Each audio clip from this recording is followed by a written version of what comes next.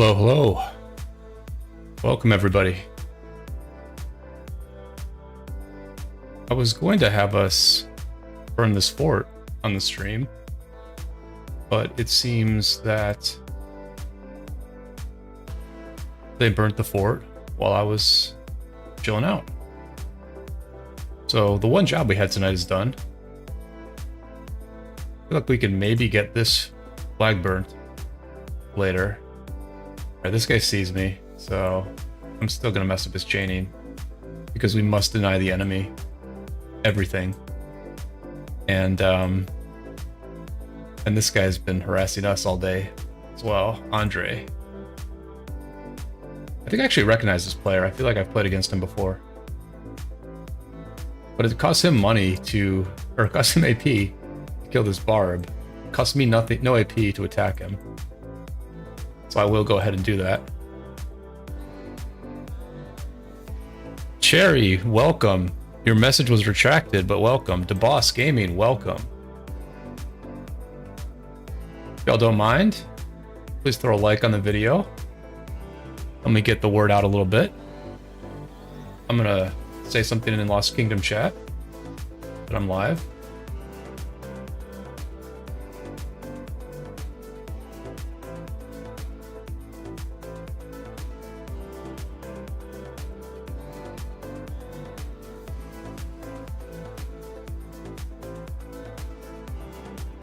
Seba, welcome. Oh, Cherry, that's all good.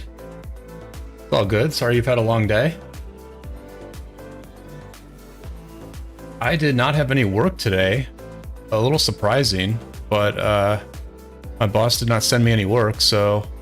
Oh, look at this. As I'm saying that, she sent me an email. Do you want... Yes, I'll take it. Yeah, I've just been sitting around all day. We had a big war here, where my city is earlier.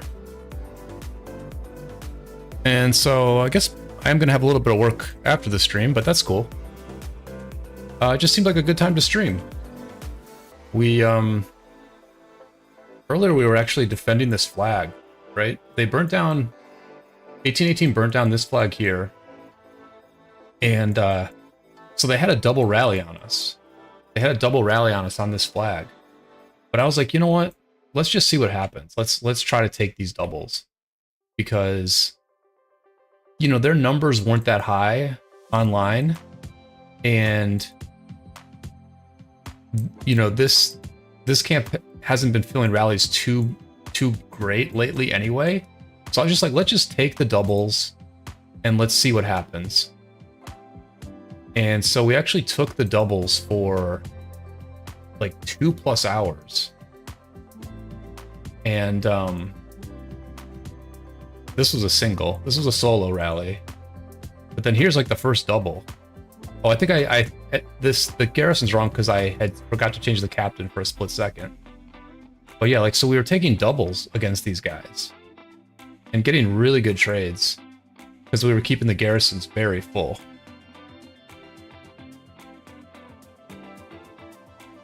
Yeah, Cherry, sorry you missed it. It was middle of the afternoon, basically.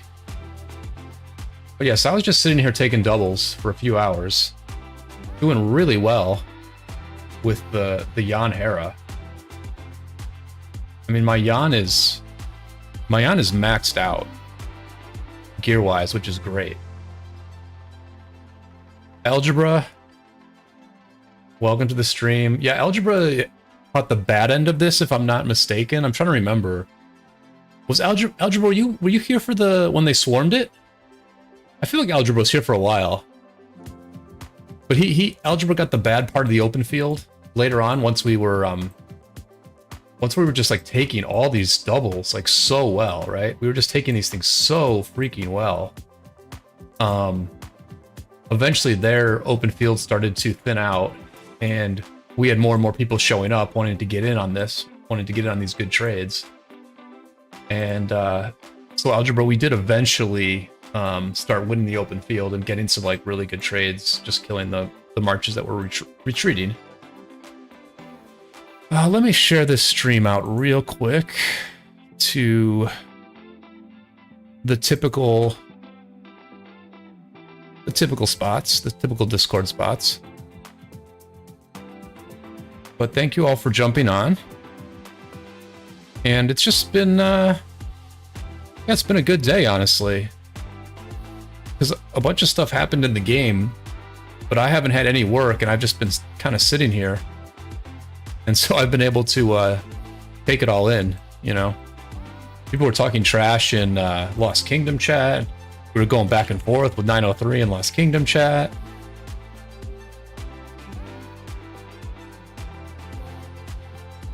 And then we were defending against the double rallies. So I wasn't expecting a bunch of action today, but since there was action, I'm glad I had absolutely nothing to do, so I could help out with it. And let me share this one other place.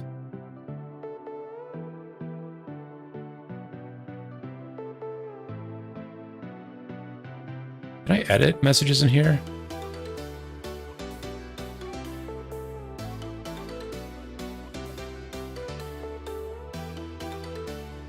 I think my favorite thing to say about a stream is come hang out. But I really do mean that. I want us to just hang out. Smoke G5, welcome to the stream. Smoke, my highest power was 87 million, I think? Yeah, 87 million, which I had, 8 days ago. I had 87 million power 8 days ago, but we've been at war for the last 8 days. So I'm down to 66 right now. I think I've maybe got about 69 or so once I heal my hospital. But I have taken quite a few deads this KvK. I actually took like 400k deads just today because I was garrisoning for so long, and I needed a full march in this flag because there was always the possibility that they could swarm us. They did swarm us once. They swarmed us once. I was not optimally prepared for this. I had gear on my Jadwiga, but it was not my second best gear. And she only had one auxiliary skill on. So when I switched to the Jadwiga, which is probably right around here, I bet this is gonna be me. Oh no, I didn't pull my Jan out right here, but anyway, right around here when I went to the Jadwiga, things got really rough. But we did win the swarm. This was like a heavy swarm by the enemy, and we did actually win it. So I had to always have a full march in the flag in case this was going to happen, because you really just want to keep that Jan Hera in there as long as you can. And then you want to be very quick swapping to the backup and getting the Jan Hera back in there. And I didn't do a good job of that this time. And then I got prepared, but then they did not swarm again. And I think one reason they did not swarm again is because, so like this player here, Cigarbap, has a ton of power. They have like 170 million power. So they were able to keep swarming, no problem. They could definitely keep swarming. But like this 2-5 person, right? They might be in the same spot still. Oh no, they left. Yeah, but this 2-5 person, they're like 71 million power, right? They were like 71 or 74 million power. And they took maybe 300k deads on this swarm. And they just were not able to do that again. They just couldn't do it again. And like Fleet Crasher was about 70 million. I think Fleet Crasher said that he or she had just migrated into the kingdom. So they're kind of short on resources as well. And so this is kind of what you want to do with the swarm, is you just want to punish in case it matters. I think Andrew's a really high power player also. Like I want to say Andrew might be like 90 to 100 million right now. But you just want to punish if possible and deter them. Like you'd be kind of surprised at how, God, that's nasty. Look at that Nevsky Jones swarm. This is with 3 auxiliary skills, right? So this swarm is with 3 auxiliary skills. We just got the auxiliary skills in yesterday. So this is like the first swarming with the auxiliary skills. And we did pretty good on defense, but it's tough. I mean, our defense was honestly pretty good. Like, we got a backup garrison in there. We kept it very full. And this is what it looked like against 3 auxiliary skills. It could have looked a little bit better if I had switched captains better, but I mean, honestly, our reigns were very good, so like, it could have looked a lot worse also. Like, if reigns were weaker, this could have looked a lot worse. But anyway, that's kind of what's going on here, and that's why I lost like more troops today than I expected. And so since there's really nothing happening here, and we have that fort burnt, I am gonna start barb chaining because I need to get some speed ups for Kingsland for sure. I need to get some speed ups and just be as well prepared for Kingsland as I can be.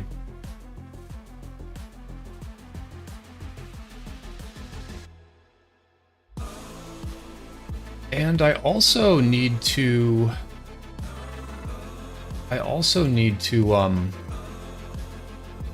use my transmutation stones. I haven't used those yet. Let me go ahead and buy those. Nice. Nice. So this is 450. So I need to recycle. All right, I'll recycle later because I know that's super boring, but I am going to use a couple of these stones during the stream.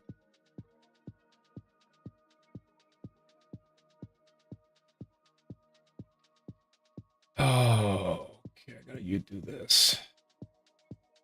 Yeah, hopefully everything's going well with you all in the world of ROK. This has definitely been a great war that we're in. This has been an absolutely great war. So, to give you all an update on it, and yeah, I don't know if any of these markers are important or not. I don't think they are. Let me look at my alt real quick. Let me just look at these markers here for a second before I show them on the screen. 1 second.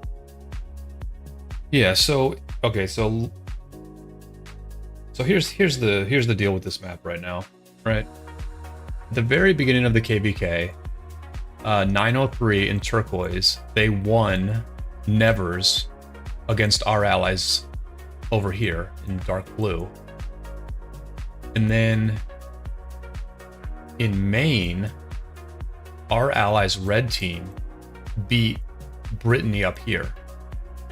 So it was a 1v1 in the zone 5s. And then we headed into Ile-de-France. And it has been a tough fight in Ile-de-France for sure. We flagged out very quickly in D and kind of blocked 903 from like flagging right across this zone. And so that allowed our allies in 1718 to flag very, very quickly all the way to this river. And then we fought at the river for a number of days. We fought at this river for 2 or 3 days probably. And we've been like gradually progressing in this zone. But it's been pretty slow going. And the enemy did launch a counteroffensive on Saturday, I believe it was. Now the main enemies are 903 in turquoise and then 1818. And 1818 is an absolute juggernaut of a kingdom. They have 6 stars and they're just huge, right? They're huge. Some of their players are actually kind of dropping in power a bit. Like Cigar King was way higher, way higher power. He wasn't at 400 million when this KvK started, but he was, I want to say he was at like 250 plus, if not more. I think Gunner has probably dropped a lot also. Yeah, Gunner's dropped a lot. And so, yeah, the fight in Ile-de-France has been really intense. But then in terrain, we did eventually win in terrain. The red camp did very well. And we dropped a few forts in here and sort of, you know, worked with red camp to take over terrain. And so that means that we have 3 of the 4 entrances into Kingsland.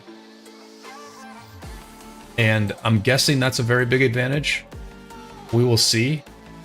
We will see if it's a very big advantage, but I'm guessing that it is. Okay, yeah, there's no markers that are rough here. And yeah, Kingsland opens in what, like 36 hours, something like that.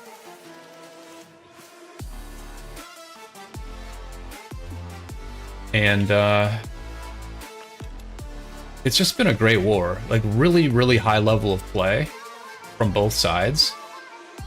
Lot of like open field skill, right? If you cannot fight well in the open field as a team, then you just cannot get anything done in Orleans. But also a lot of farms, right? Like 1818 has a lot of farms. And so we were trying to burn their flags last night, and they were just filling Cigar King's Harrow YSS garrison with a bunch of farms. And you just have to grind through that, basically. Alright, let me port back. Let me port back to the start zone. Or let me port back to Anjou. And I will do some chaining while we talk.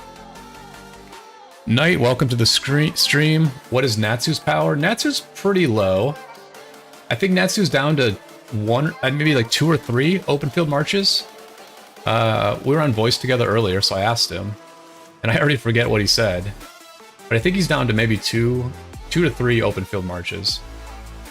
I can port here, what does it matter? I always forget that we don't have territory in Anjou. But yeah, we can look at Natsu's power.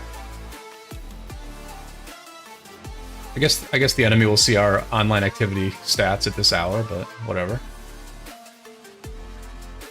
Natsu.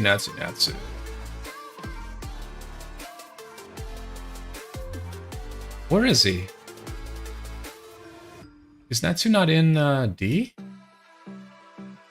He might not be in D right now, Knights, but I think he's... Oh, there he is. Yeah, 67 million. Yep, 67 million.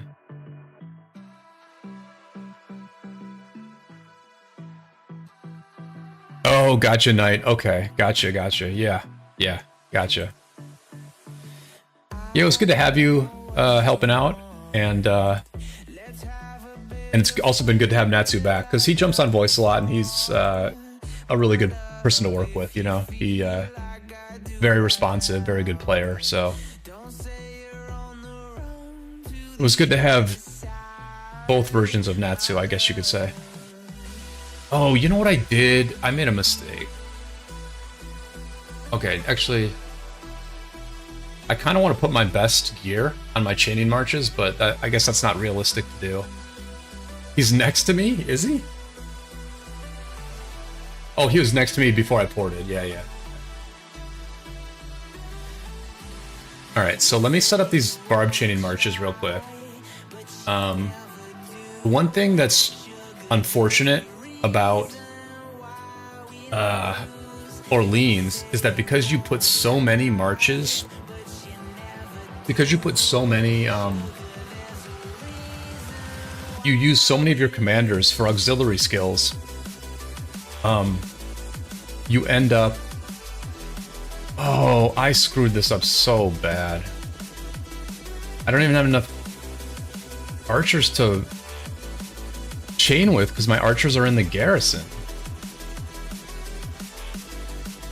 Do I need to go back?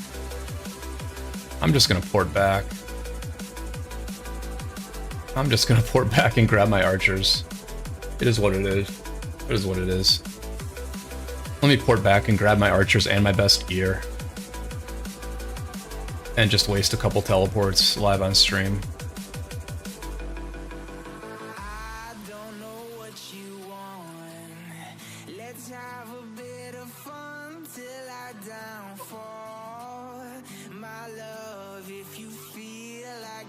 The enemy's just gonna see that I don't have my best gear on.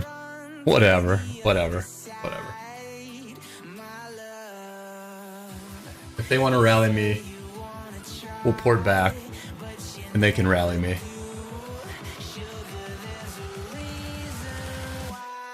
And then she has the second best gear, so... Alright.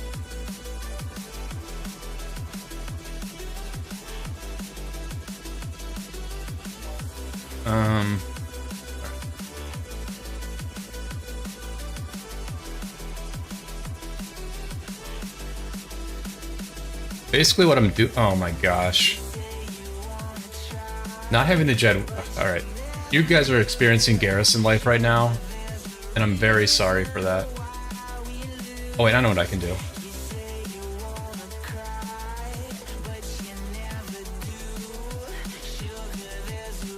Basically, I want to, since I'm here, I want to bring my archers back to my city so that I can chain with Boudica, Zug. And then I also want to put my best cav gear on my Nevsky so I can chain with the Nevsky. And that is what I'm doing.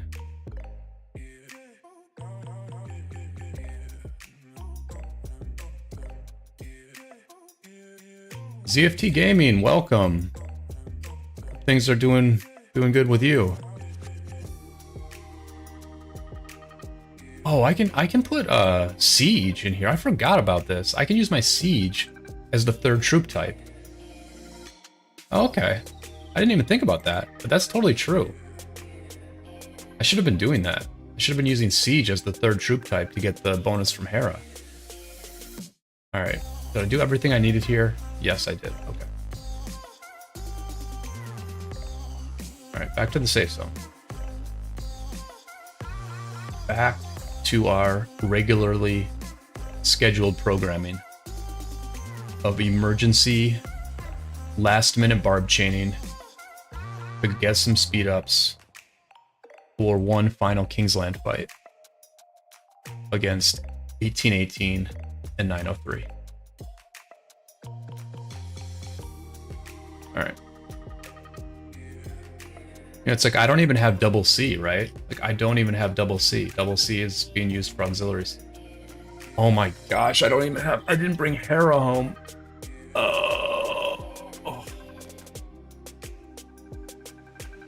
I guess I'll use Theo. I guess I'll chain with Theo. Oh my gosh. Oh my gosh.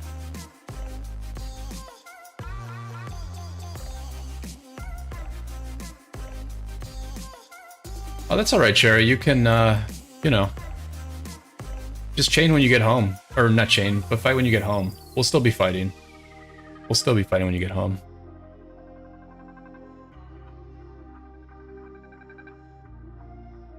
Alright, so yeah, I have some very janky chaining marches. Because all my best chaining marches are being used for auxiliary skills. Or my Hera is on garrison duty. Oh, now we're rallying. Okay. Let me help on my farm here. My farm is close, so let me get on there. Alright, I didn't even notice.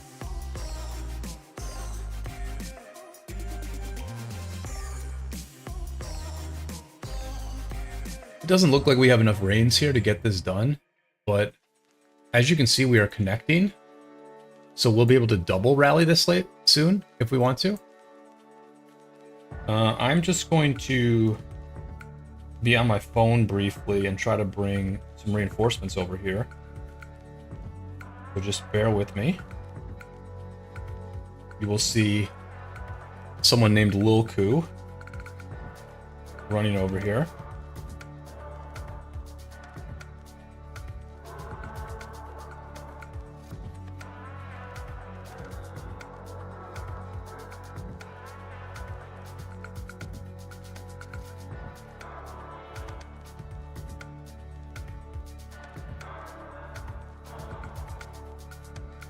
Yeah, Cherry, I think it'll be going on for a while. I think we're going to have a decent fight in Kingsland.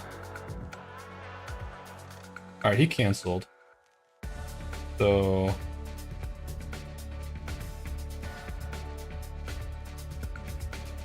I mean, these guys just have a lot of farms, so it's not easy at all to burn their flags. You can see all their farms are... Oh, this is Pepsi Max raining. So this is a main. We were attacking a main account there. And now they're swarming. No, that was a good idea, though. Good idea. I can scout it on my alt. Alright, so we'll keep an eye on that.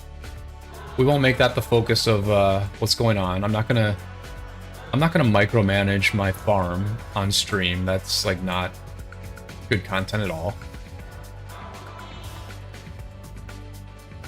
But yeah.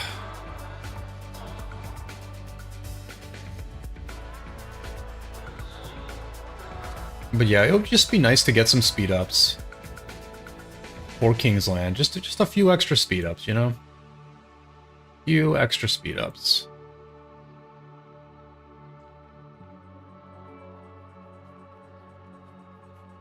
Yeah, I would imagine the Kingsland fight will go for...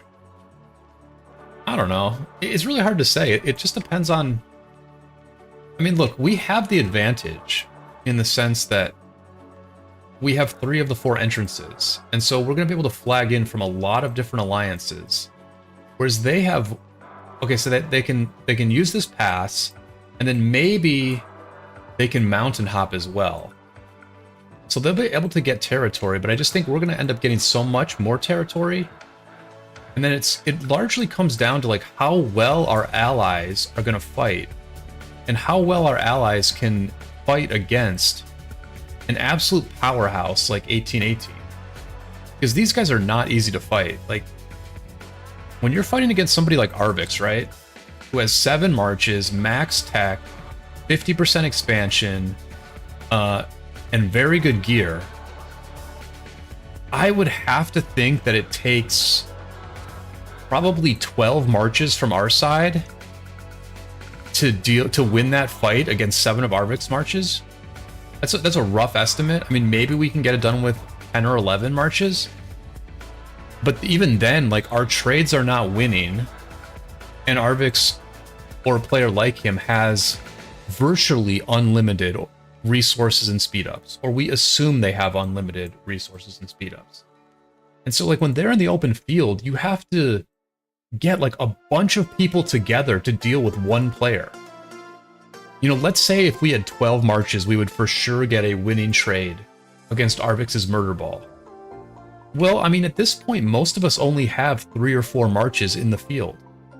And so you have to get, let's say we all have 3 marches. At that point, you have to get 4 people to be doing the exact same thing at the exact same moment. You know, you almost have to be on voice chat together to be like, hey, let's gather up here, let's attack. You know, it takes a lot to get 3 to 4 people to work together to beat one person's Murder Ball. But that's kind of what you have to do at this point in the war against an 1818. And, you know, I really hope that our allies are able to do that. Basically, I just hope our allies can do that. And we're going to give them a very good fight. And that will take some of the pressure off our allies as they build.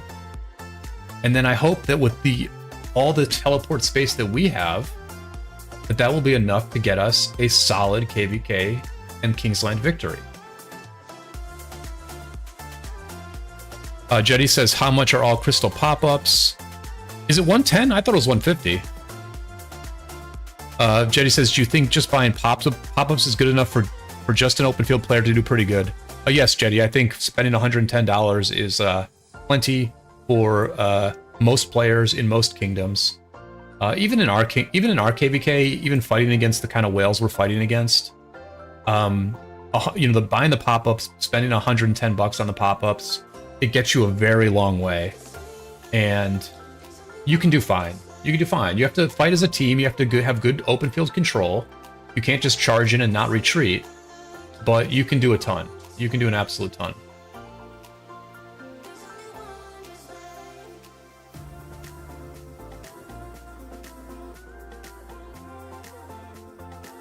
Sal, welcome to the stream and thank you. I'm glad you're enjoying the videos. Tech, hello. Hope things are good in your kingdom.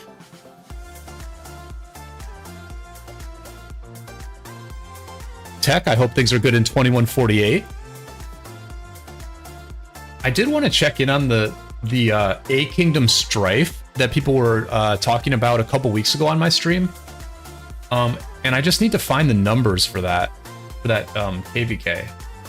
I'm gonna check I'm gonna look at my old video as I'm chaining, one of my old streams, and try to get the numbers. Actually, you know what I have? I have the I have a message about it. Those guys messaged me, so I have the message. I gotta scroll a ways down. There's been a lot of PMs lately. It's like we're twin flames in a different life. Deep connection lights a spark. It's like you know. Where was that?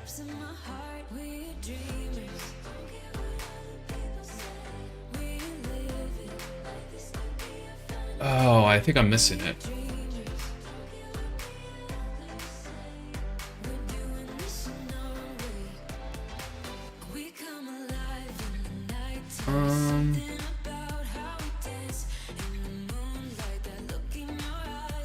Looks like I'm missing that. All right, I'm just gonna, while I'm chaining, I'm gonna just look for that KvK, that A Kingdom Strife, right? It was an A Kingdom Strife. Was it this one?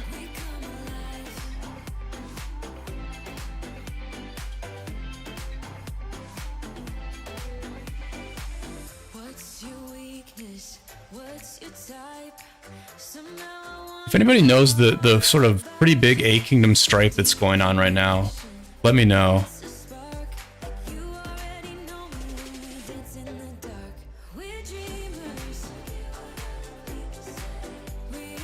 And I'm forgetting about the rally. I'm forgetting about Gru's rally, right? Nope, they're not rallying.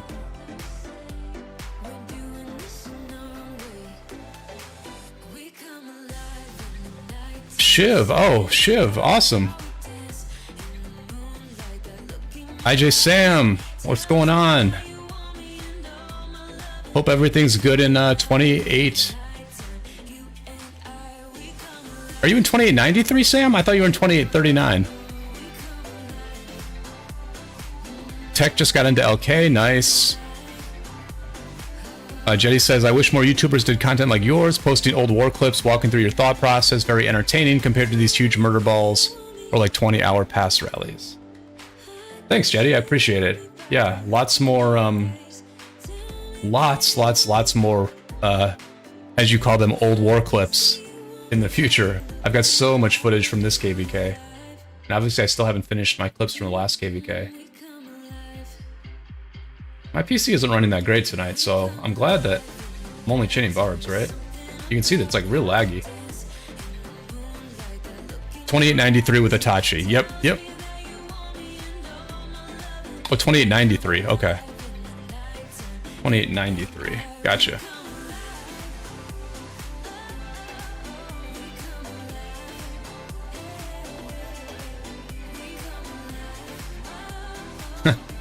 No, but Shiv, that's great, man. Shiv, did you use your rerolls yet?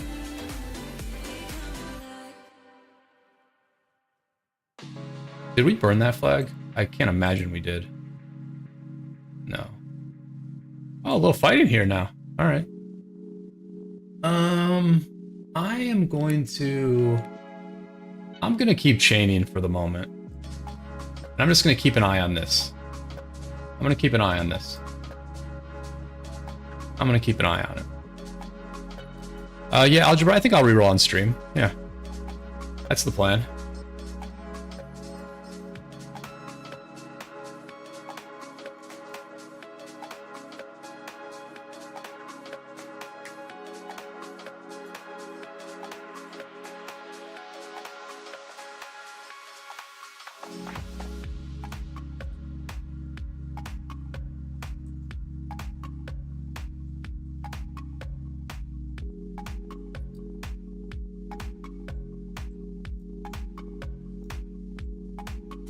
Here, let me look at the strifes. Let me look at the strifes and see if we can find the one I'm thinking about.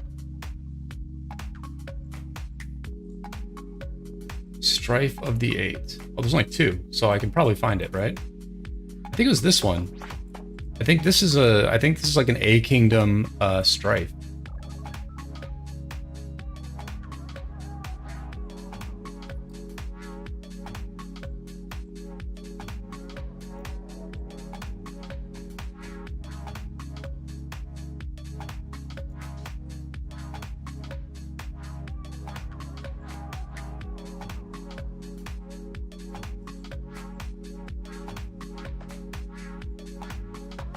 So these guys must have fought in this zone.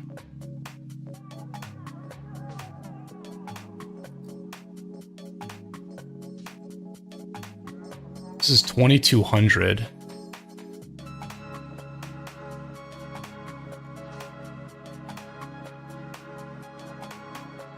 Yeah, I'm pretty sure this is like a pretty big A Kingdom strife that's going on. Yeah. This is the one. This is the one.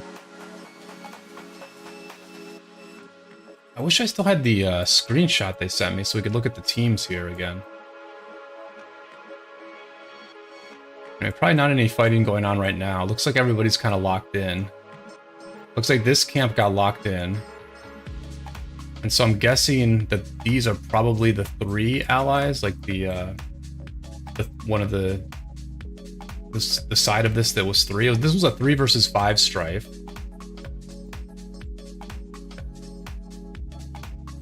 And I'm guessing that maybe 2 of those 3 are over here in the top, or in the bottom right and the bottom left, I'm guessing.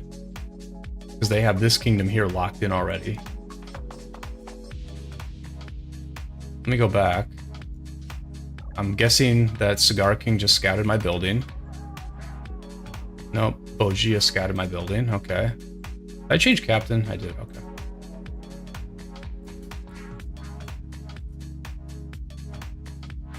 Alright, so Gru's rallying. So I can hopefully join during the rally.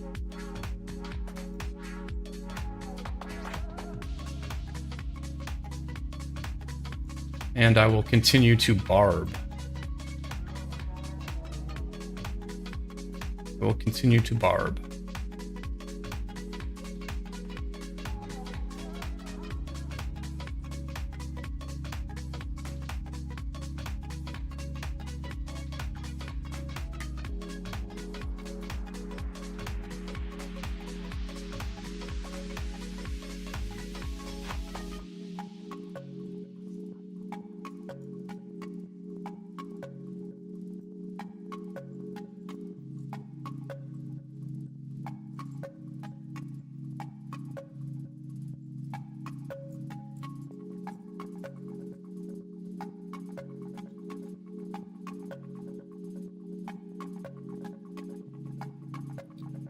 Just trying to watch this rally a little bit here. All right, I just got in on my farm. We have some pretty good presence here now. So I mean, yeah, you can see that, you know, they fill pretty good. But the thing, okay, so personally, I like Siege of Orleans, right? I like it. I like all the swarming. I like the auxiliary skills. I like that it's faster. I like that attacking is a bit faster. If we could not swarm these guys, then it would take so long to get through all of their farms.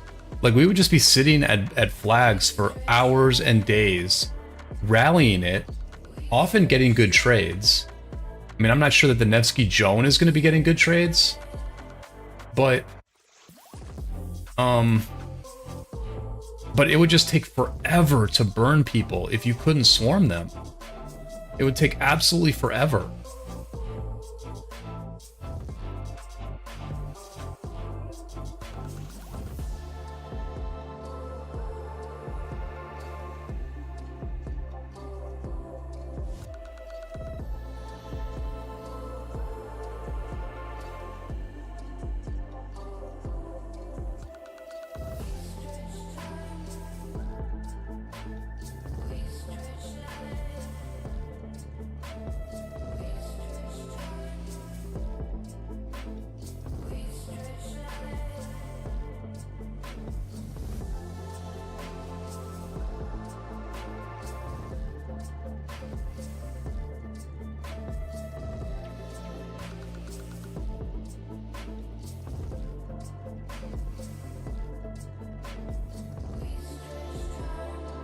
Algebra says the fact that you can't use auxiliary commanders sucks, though.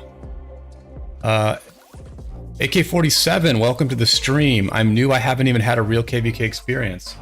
Well, welcome to the game. And you know what, AK? It's a lot of fun.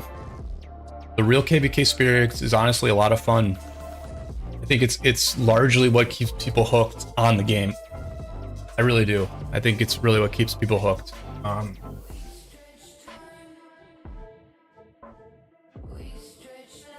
And an experience like we've had over the last week, where this was truly a war. I mean, this was truly, truly a war. There were ups, there were downs. There was stress, and there was celebration. There was one night where we had dropped a fort over here at this pass, and we were like pressuring. We were coming close to this pass, right? We were pressuring this pass. And 1818 just ported absolutely all their whales over here and started overrunning us in the field. We had a bunch of flags we were trying to defend. You know, we were trying to get some open field, but it's like, it's very hard. When the enemy has you completely outnumbered, it's very hard to maintain the open field. And it was like, man, it just, like, you have these moments where you're like, how are we ever going to beat these people? Like, they just look so powerful in certain moments that you're like, how are we ever going to beat them? And then I kind of just said to myself, I was like, I was leading, you know, me and Whisper were kind of like leading things. Whisper had the final say, but, you know, I was garrisoning one of the flags and trying to set ball markers and stuff. And at a certain point, I was just like, you know what? They are splitting us up. They're splitting us up. They're trying to not fight all of us at the same time. And so then we were just like, you know what? Let's just go back over. Let's just go back over to the bridge. Let's go back over to the bridge and let's fight with 1718, our allies in 1718, who are a great bunch of allies, great kingdom. And so we just came back over here, and we had a huge army, and we just started burning them. We literally went around and just started burning all their flags over here, one at a time. And this was mere hours after I had felt completely overwhelmed and completely demoralized. And I was like, how do we win this? How do we beat an army this strong? And so the real KvK experience that AK-47 is hoping to experience is one where it feels like a war. It has the ups and downs of a war. And you know, you're in it with so many people. You're in it with so many people who want it as much as you and who just have your back. They just have your back. You know, when we need to get something done, everybody shows up. Is he rallying again? Not right now. Okay. Hopefully I didn't send people over on a wild goose chase, but I think we had to try and rally that. Yeah, so it's just this like very intense, very real experience, I would say, in this game.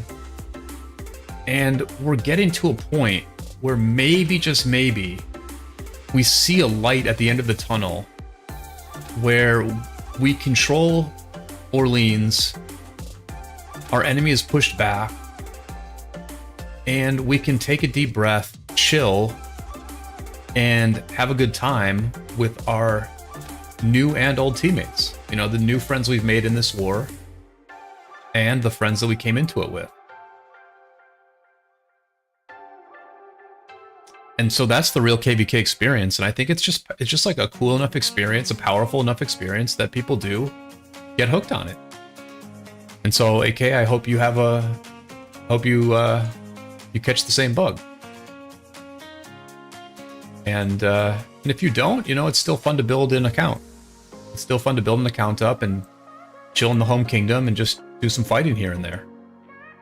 And that's what most people do. I mean, most people just they build up their account, they hang out in the home kingdom, they do events, they hopefully make some friends in their alliance, and then they go to KvK and they fight for a while.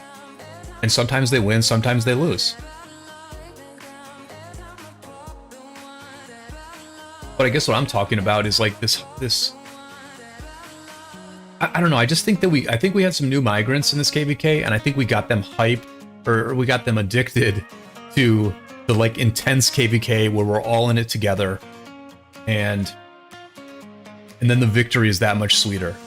I think we got some more people hooked on that addiction, and and that bodes well for our army in the future, I would say.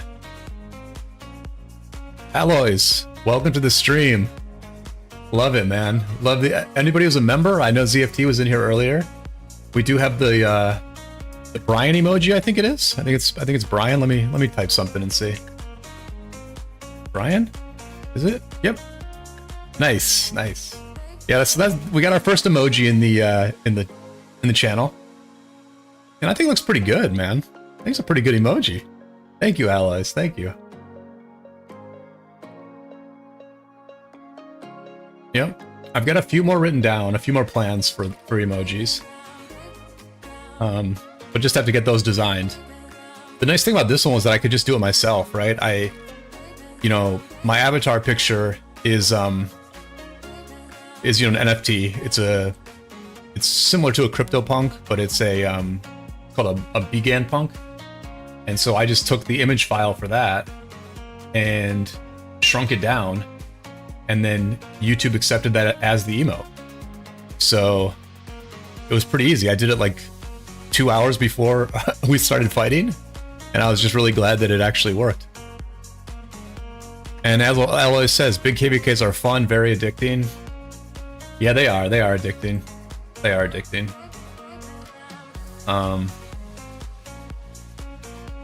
Yeah. And I like Siege because it's the right amount of time. It's like 1 week basically, right? It's basically 1 week. We're on like day 8 of this war right now. And I think in many cases you will get a significant advantage going into Kingsland. Even in the 875 237 war, even though it's kind of each side has 2 passes, I would say the 237 7606 size has the advantage just because 1647 is worn out. And so I can't imagine Kingsland will last all that long in that KvK. And I don't think it's going to last all that long in ours either. So if Siege of Orleans takes about 9 days to complete, that to me is like perfect. That's the perfect amount of time. AK-47, I have been playing for almost 5 years. I'm very close to 5 years. I think I started in October of, what would it be? Like 2018? I think I started in October 2018. So I've been at it for a long time.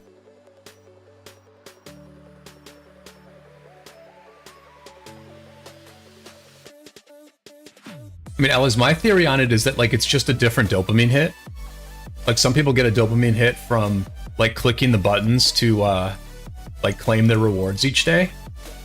Like I'm getting like, you know, a tiny little dopamine hit claiming these Clarion Call chests.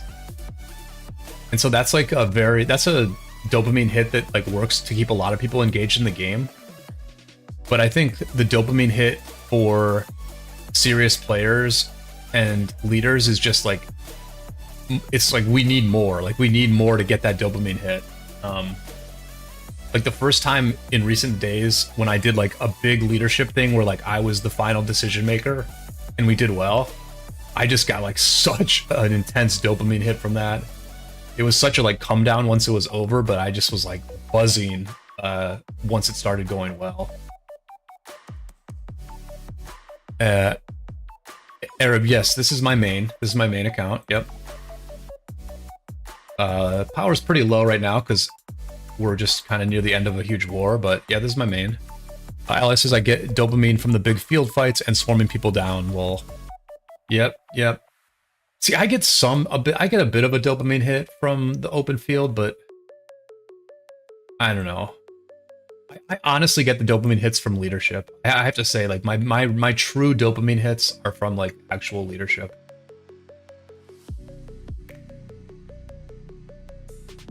So I mean, we're all just chasing our own version of a high, I guess you could say.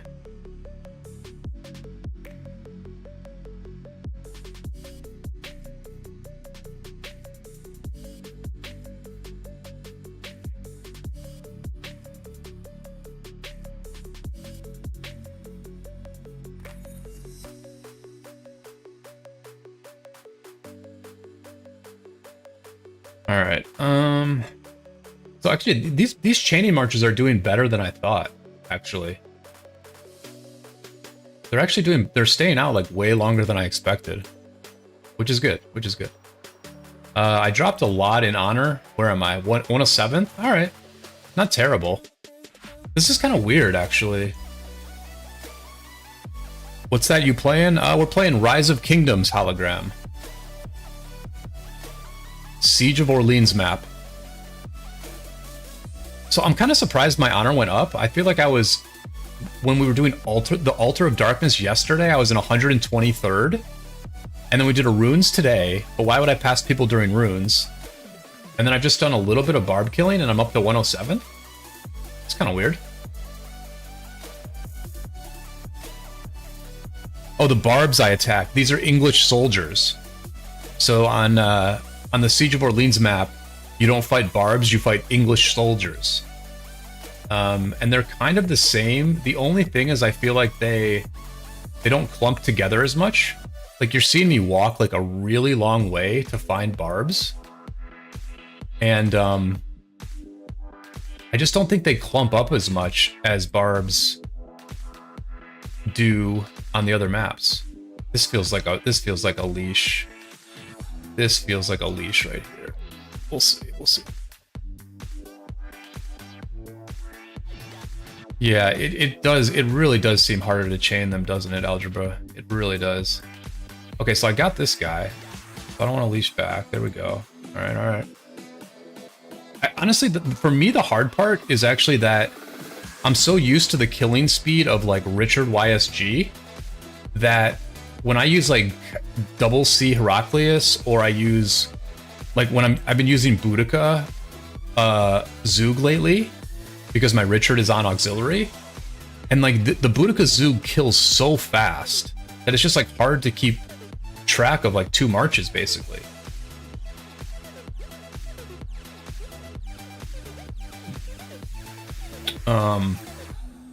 So I'll be happy when this war is over and I can take my get my my double C and my Richards back to their true calling in life, which is chaining barbs.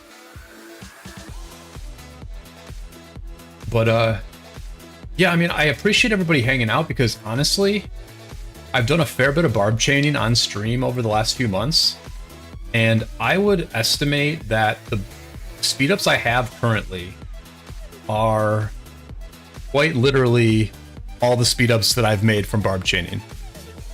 I think if I had not barb chained at all, including all the hours I've done it on stream, I think I would be literally out of speed ups.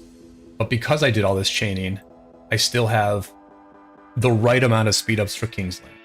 Like if I have the right amount of speed ups for a hard Kingsland fight. If it's a really hard fight, I'm going to. I hate giving away info to enemies, but I guess at the end of the day, I'm just one player, right? If it's a really, really hard Kingsland fight, then at some point I will probably run out of speed ups. Although obviously we can get more on Sunday from the VIP shop. But yeah, I'm just really glad I did all this chaining because I can just continue to fight for the rest of this war. And as of the last update, I am, I think, 6th in the kingdom in contribution. I'm number 1 in our alliance, and I think I'm either number 5 or number 6 in the kingdom in contribution. Yes, hologram, I can show you the map. Let me make sure my barbs are in the right place. Yep. Yeah, so the map is... So yeah, the map is like this. There's 2 Zone 6s. There's the Zone 6 of Terrain and the Zone 6 of Ile-de-France. The heavier fighting has taken place in Ile-de-France. All the major alliances in this KvK are in Ile-de-France fighting. And we're kind of breaking through here on the left side. And the enemy has like a pretty good fort wall set up that we're not going to get to. We're not going to get to this before Kingsland. Ronnie, welcome to the stream. Hopefully everything is good with you. And then and then you have terrain over here, which we have taken control of. We have full control of this zone. And we also broke into Normandy. And if anybody's been following my content, I do have a 2.5 hour live stream available of us zeroing probably 100 cities in this zone. Obviously, I did not see all of the zeroing because I was just, you know, rallying and watching the rallies that we did. But a lot of people teleported around and zeroed farms. We probably zeroed more than 100 people. We probably zeroed like 120 people, something like that. And so that's the map. I actually think it's a great map. You know, some people may take issue with the auxiliary skills, but as far as the map, I think it's fantastic. I think two zone 6s is enough. I don't think you need more than that. There are strategical choices here. They're not... And there's territory building. There's strategic choices about where you allocate your army. Do you port over here? Do you help over here? Do you stay helping over here? You know, where does your army go? Where does your army focus? So that's strategic. That's strategic choices, and you have to coordinate with your teammate or your allied kingdoms to make those choices about army movement together. But there's also a lot of territory building here. There's really a lot of territory building. You know, 1718 had a very interesting 1 inch at a time type of build plan, where when they took territory, they would sort of flag in front of their territory, and then they would build a fort behind it, right? And I think they do that because they do have some downtime. You know, they're a Korean alliance, so they do have some downtime. And so they build these forts in order to sort of protect how much territory they lose before they wake up and push back. And so I think their territory building was quite good. You know, like when the enemy launched a counter invasion, they kind of burned around here. We were online, the Handsome Devils were online, and we were defending by just filling garrisons. We maybe defended for too long, but it is what it is. We defended too long basically because I did not realize that this fort was here. I didn't really like take the time to look and see where we would actually fall back to. But like once the enemy got to this fort, like, you know, we just filled up this fort. We had cities all around this fort, and they literally just stopped. They like never even rallied this fort a single time. They just got to the fort. They got all the way to the fort, and they did not rally it a single freaking time. And that was just the end of their counteroffensive, you know? So, I mean, I think this was like a very good fort wall. And then we put this kind of aggressive fort here yesterday. I've got another great live stream about that.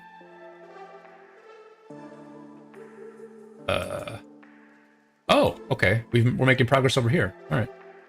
All right, so this is... All right. I'll remove this marker. Obviously, I cannot lead, live stream, and chain at the same time, because I don't even know what's going on. I have no idea what's even going on. But yeah, okay, so we're burning over here. Very good. I'll be honest and say that I think the enemy is running low on garrison captains. I don't think all their garrison captains are logging in as much as they did earlier on in the war.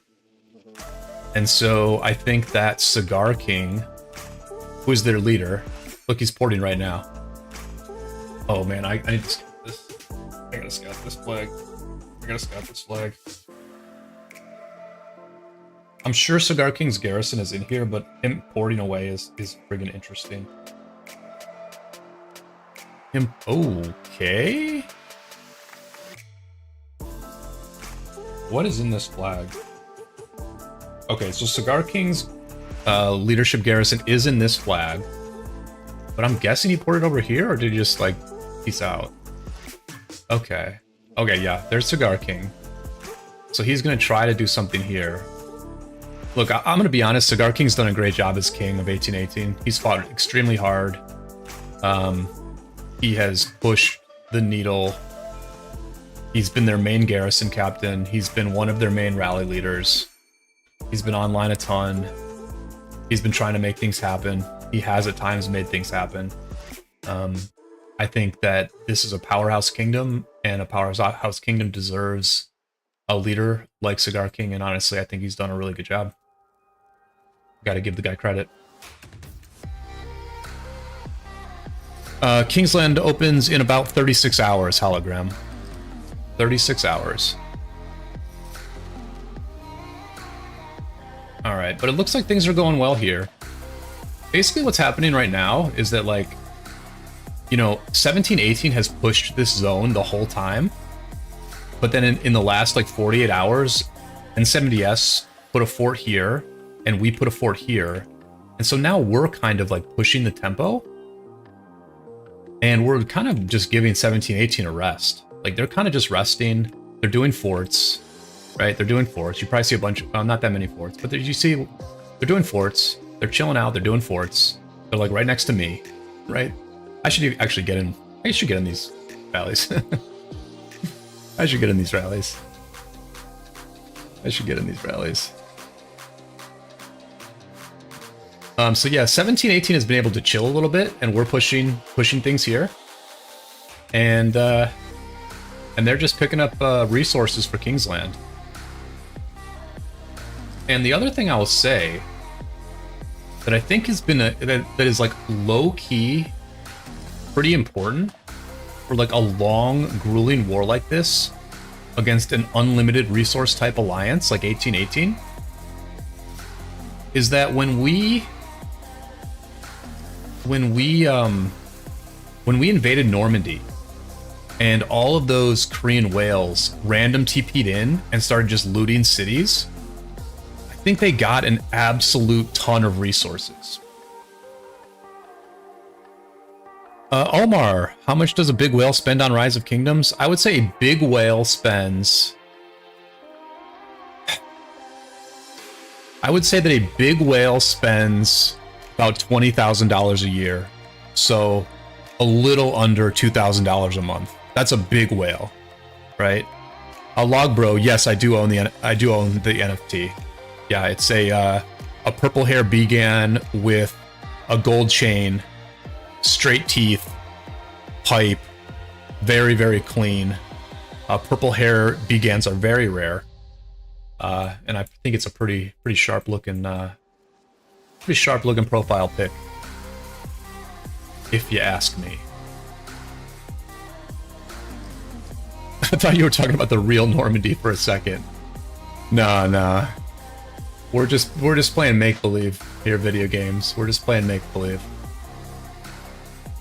But I was talking earlier, video games, about how, like, this game is... I just think this game has the same... I think this game has a similar tempo to a real war. You know, which means that real wars have so many ups and downs and are very chaotic. There's always, like, more factors than you think exist. It doesn't go according to plan. Real wars do not go according to plan. And I think ROK does have some of that going on.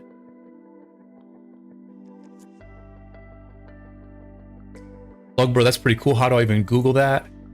You could just Google Google bastard Ganpunks. I think that's probably I would say that's the best way to do it. There's a pretty good Twitter account for bastard Ganpunks, and the website is kind of crazy, but there's info on there. It's just not, the website is not like that easy to get info on. The artist who made Bastard Ganpunks is a Turkish artist named Burak Özdemir, and he's a very, very talented person. He's like a musician and also a visual artist who can, like, you know, make computer graphics and stuff. And essentially, Ganpunks were made using AI, where he took the data set of CryptoPunks, which is like the most famous, most valuable NFTs collection. He took the data set of CryptoPunks and then he essentially, you know, changed the colors around, added more colors, added all these like neon colors and stuff. And then he had like two data sets, like two identical data sets. And then he ran them through something called a GAN, which is a generative adversarial network. So it's like generative AI in which the the two data sets are sort of like combined into a single image, and they compete for like which data set is going to control each pixel.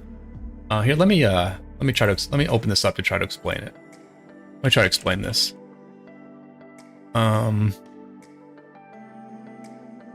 Okay. Yeah. I'll explain it like this. Okay. So like,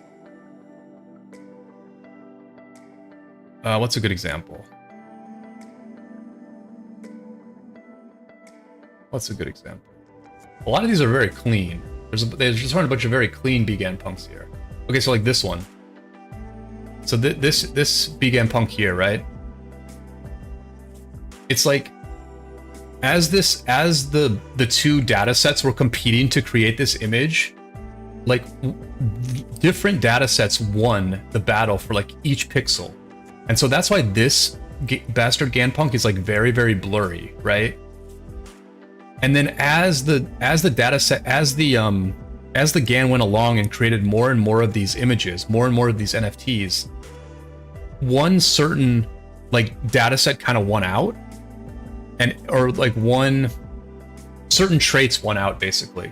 And so like this was a very early BGAN punk, but then as time went on, they became a lot more clean, and the pixels were not really fighting each other as much.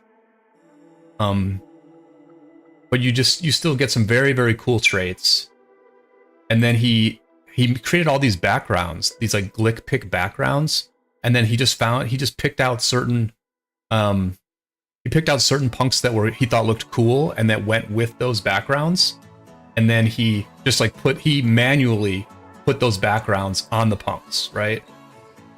But like, so it's like basically the project was like a combination of a human artist and an AI. Like the AI and the human worked together to create this art, and it's pretty cool. It's honestly pretty cool. I mean, I know NFTs are a controversial subject. Some people like them, some people don't. Oh, did we fail this? We failed the port rally. Oh man.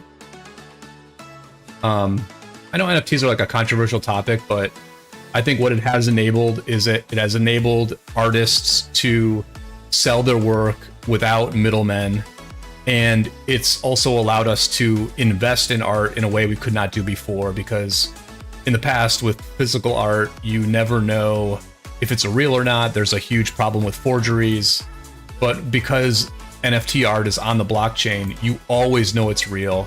You always know who has owned it. You always know what it has sold for in the past. And you don't have to store it in some vault or in your home where it can be stolen. You can store your NFT very securely in a blockchain wallet. Video Game says, I think in D-Day they had planted fake invasion plans on a dead British soldier, so their defenses were low when they were actually going to invade.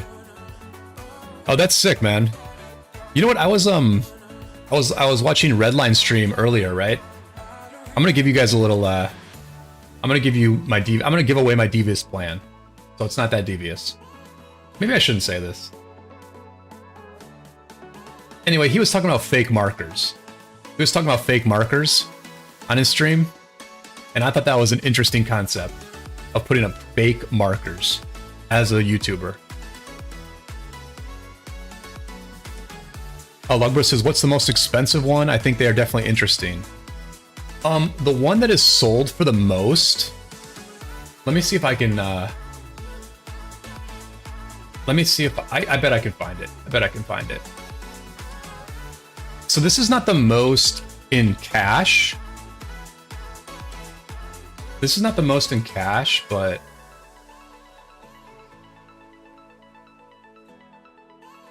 all right, so basically, okay, so this guy Not So Fast, who's like a crypto OG, he sold his hoodie punk. He sold like his hoodie punk for like, I don't know, like $350,000. And then he bought this this hoodie BGAN punk for like 25 ETH. So at the time it was probably like $50,000 or $60,000. BGANs have certainly sold for more than that. but in ETH terms, this is the highest, the most expensive BGAN punk. It went for about 25 ETH, something like that. I'm not quite right. But yeah, here's what Not So Fast, who's like an absolute crypto OG, said about the BGAN punk. However, because even a cadre of enthusiastic and invested humans cannot fully fathom the GAN mind, I take rarities, traits, and ranks thereof with a pound of salt. What if we saw what was not there? What if we missed what the GAN mind hid? So I go by the vibes I feel. So he's very much embracing the fact that this art is created not just by a human being and not just by AI, but by a chaotic combination of AI and human.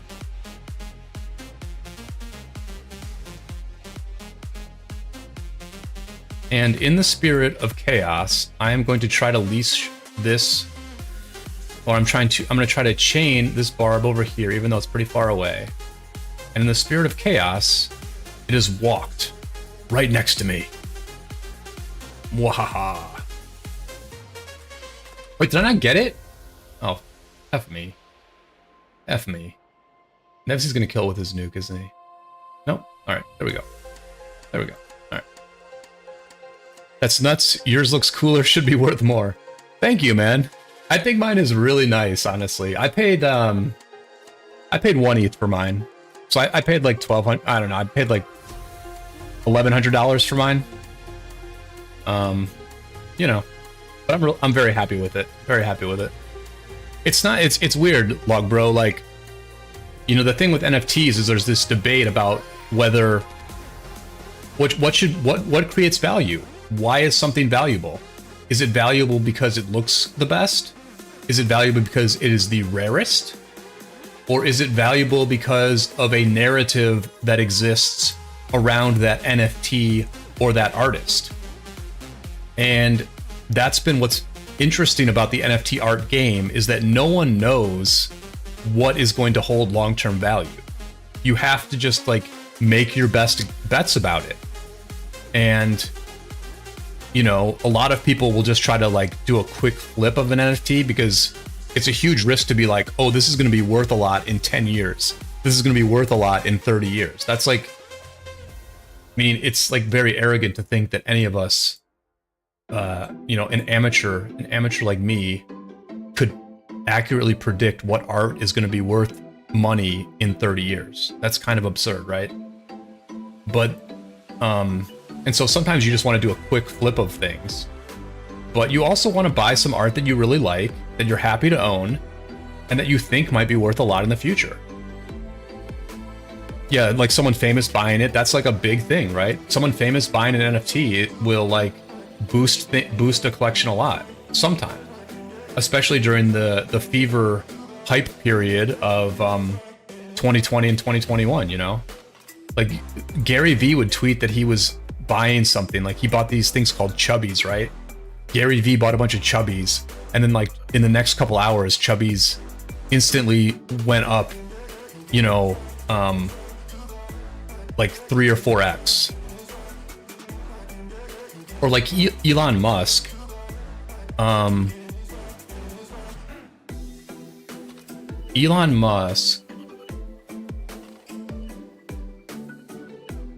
Musk bought, he deleted the tweet, right? He deleted the tweet, but he bought this NFT here called, it's like a Seize the Memes of Production, and he tweeted about it.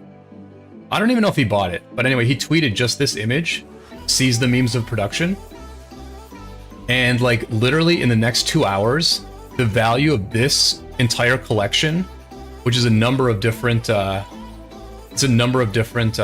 images, like every NFT in this collection like shot up like 3 to 4x of value over the next like 3 hours.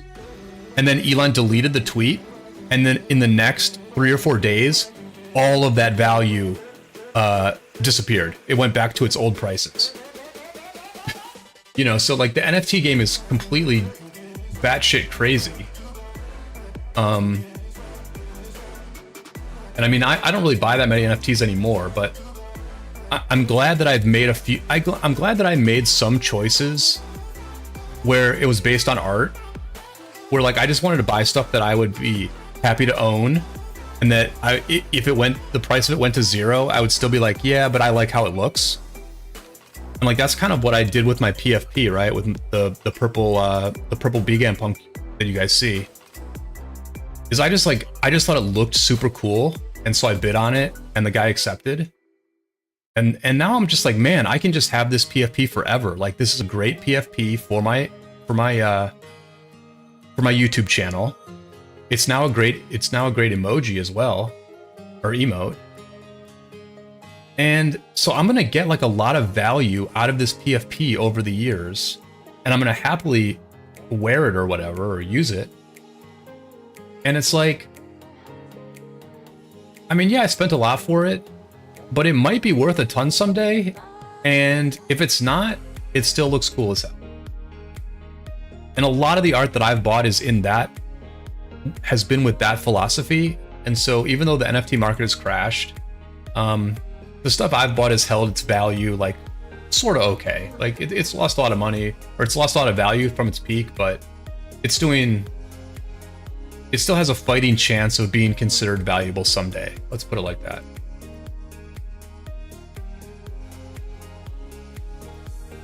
Video game says most likely bull run next year. Always happens every Bitcoin halvening, if you know what that is. Yes, video games, I'm well aware of the halvening.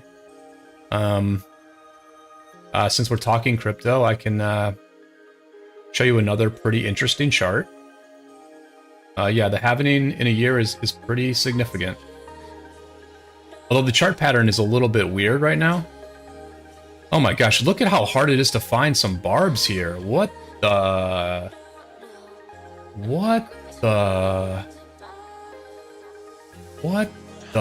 heck?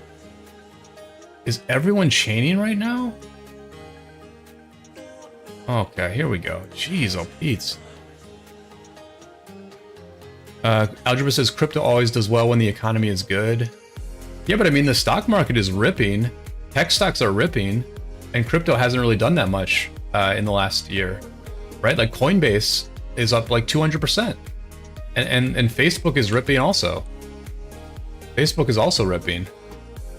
But yeah, I mean, speaking of the halvening that video games talked about,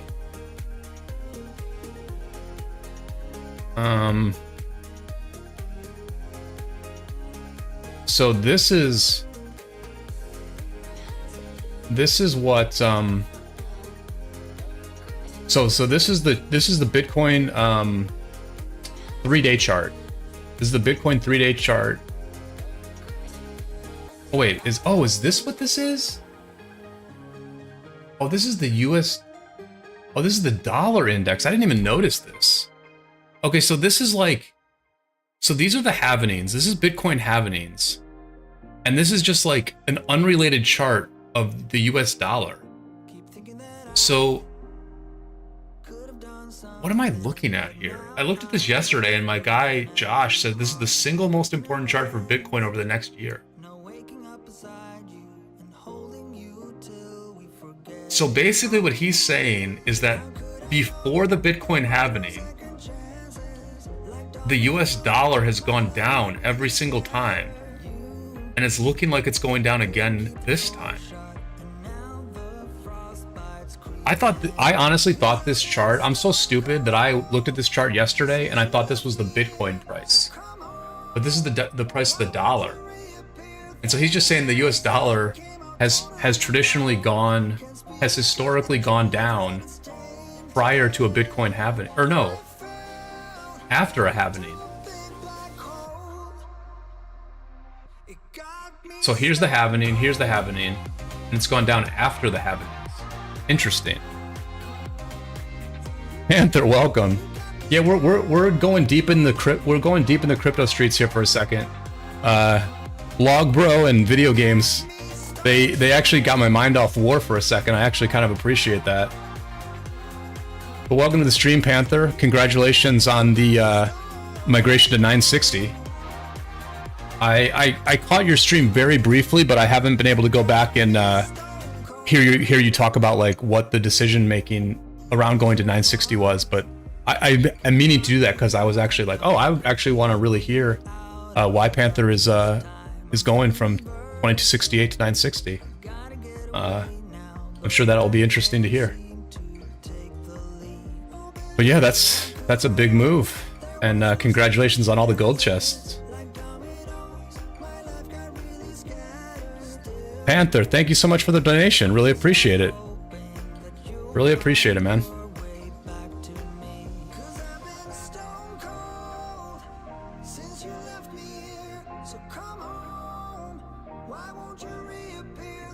Yeah, when I was watching a Red stream today, Panther, and thinking about how both you and Red had migrated to 960, I was like, man, that's a really good way to improve your account, right? Like, you're gonna get a lot of gold chests, you're gonna win KvKs, you're gonna get a lot of KP, I assume. And I was just, yeah, I was like, man, would I ever do that? Would I ever do that someday? I don't think so, just because like I'm so committed to the group I'm in.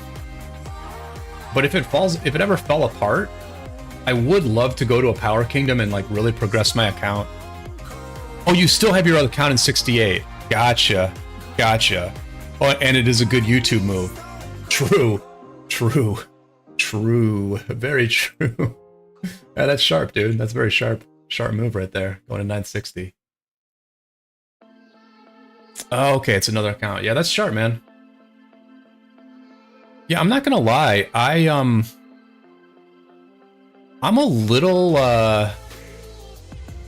like disappointed in my viewership numbers for this war so far. Like, I just kind of thought I would get more views on some of the videos. Like the video I did yesterday, I thought was so freaking good. Because it was like such a real intense fight with like, and it was huge. And I don't know, it just like the viewership has been like okay, but not great. And I just feel like people really do mainly care about the big KvKs where everyone has heard of those kingdoms. And even if it's like a really, really good war, like we have here, if people have not heard of the kingdoms, they just tend not to care about it that much. Video Game says, I think YouTube doesn't send messages where you cuss. Yeah, but Video Games, I did not cuss yet. I don't think I cussed yesterday. On a few streams I did, but I don't think I cussed yesterday. I think my music was like slightly messed up. I think the music was slightly messed up. But I think it was a pretty clean stream overall.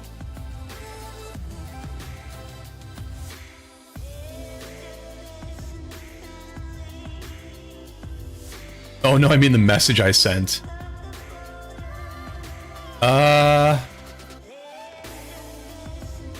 Black Panther says my move to 960 stream got me more views than any of my other streams. Interesting. Yeah.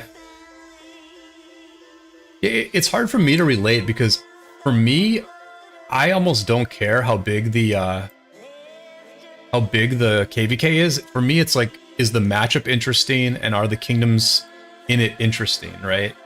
Like I don't even care how big it is. Like Panther, I watched more of your battle against 2755 than I watched of 365 versus 960. Because like in part it was like, you know, I think Plato's like a very good streamer. I watched your stream a fair bit, and I watched Plato's stream a lot, and I just was like more interested in that. I was like, oh, this is cool. Like two very like evenly matched kingdoms that one is a little bit more old, like slightly more old school than the other, but they both kind of have a lot to prove. Like let's see what happens in this war. Like I found that fight to be super compelling, you know? Whereas like 1875, like as soon as 1875 gets pushed back to the pass, I don't care about that zone at all. I don't care about watching that zone at all. I know they lost the zone. It doesn't matter if I've heard of the kingdom. The fight is over. And I mean, we're out here fighting for 8 straight days. It's a little bit of a question mark who's gonna win.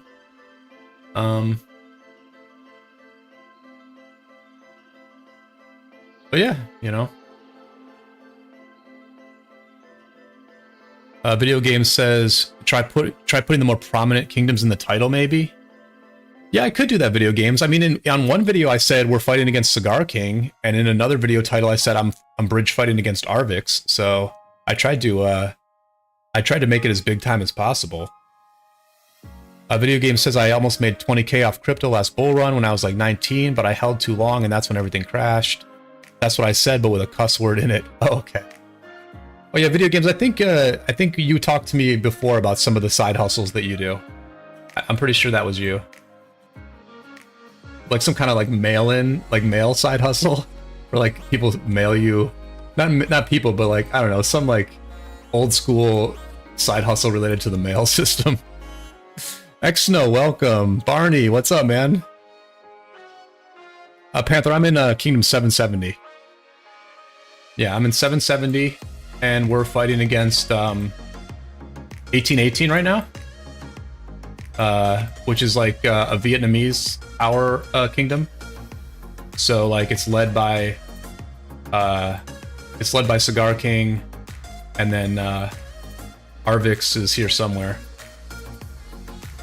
Yeah, it's like Arvix has a Altair. Like it's just like a lot of very, very big Vietnamese whales, and then we're more of like on the Korean side. So this has basically been a war between the top A kingdoms in the game, not counting 2377 and 606. I would say this KvK has 2 or 3 of the best A kingdoms in the game, and it's kind of been like a Korea versus Vietnam battle that at the moment we have gotten the best of. Obviously, I'm in the international English-speaking alliance here in 770, but we also have a Korean alliance. Video game says, wasn't me, I will do stuff I want to do. Okay, I was somebody different then, I'm sorry. That might have been ZFT Gaming. I can't remember exactly. It was another one of the regs in here. But anyway, that's I mean, video games. I'll be honest, like now that I'm thinking about your message, right? The first time I made money off crypto in a bull run was back in like 2017, and I dusted all that money off as well, right? I lost it all. I mean, I had like scraps left. I had just a tiny bit left. And that tiny bit I had left is what I used for the last bull run. And then like this time I was smart enough to actually like put some of that money away and you know, take some of that money out and turn it into real things, right? Even if those real things are just straight cash, right? Or straight US dollars. So like you're going to learn, man. You're going to learn a lot from your first crypto bull run, and you're not going to make the same mistakes again.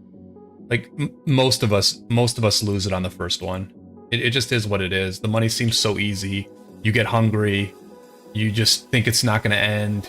You want to make that one last, you know, 2x on some altcoin.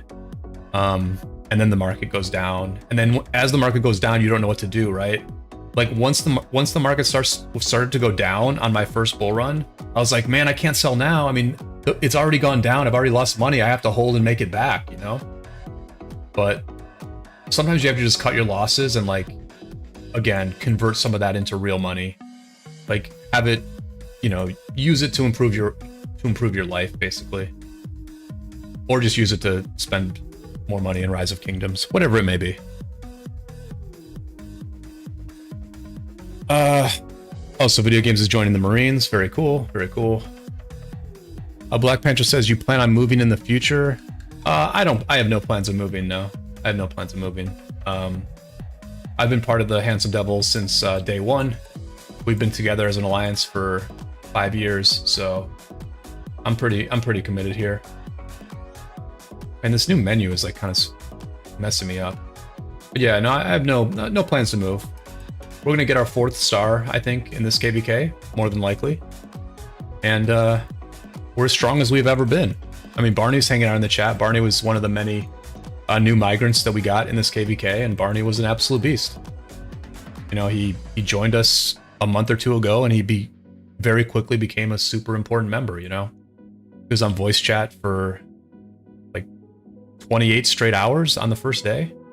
I think I stayed up for 24 hours. Barney stayed up for like 28. We were on voice chat the whole time, coordinating stuff. And so yeah, we're looking real strong these days. Panther, we don't get the high profile migrations that you guys get. You guys are really good at the high profile migrations in 2268. But we got like a low-key great migration where we got a giant group from Kingdom 1252, and they had a bunch of very good players in that group, and they all know each other and they're all friends. And so then, you know, because they're loyal to one another, they really want to make things work here in 770. They're like, I mean, we want to keep playing together. Let's not, you know, let's not blow up the thing that we just joined. And so like they've all just joined the team like very seamlessly. And so it's just been like a really good migration.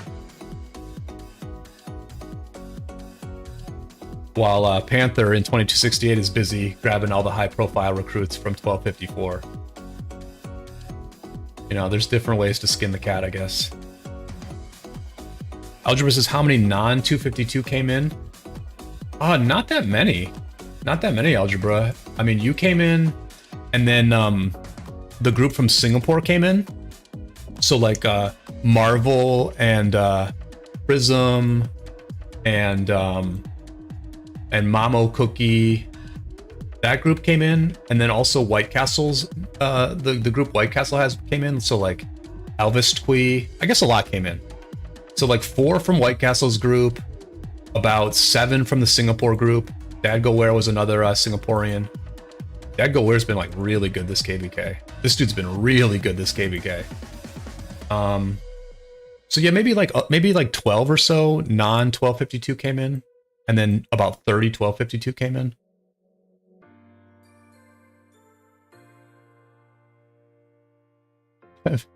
Panther says, nah, bro, I had a lot of talking for these migration. It's a pain. Yeah, I don't know much about it at all.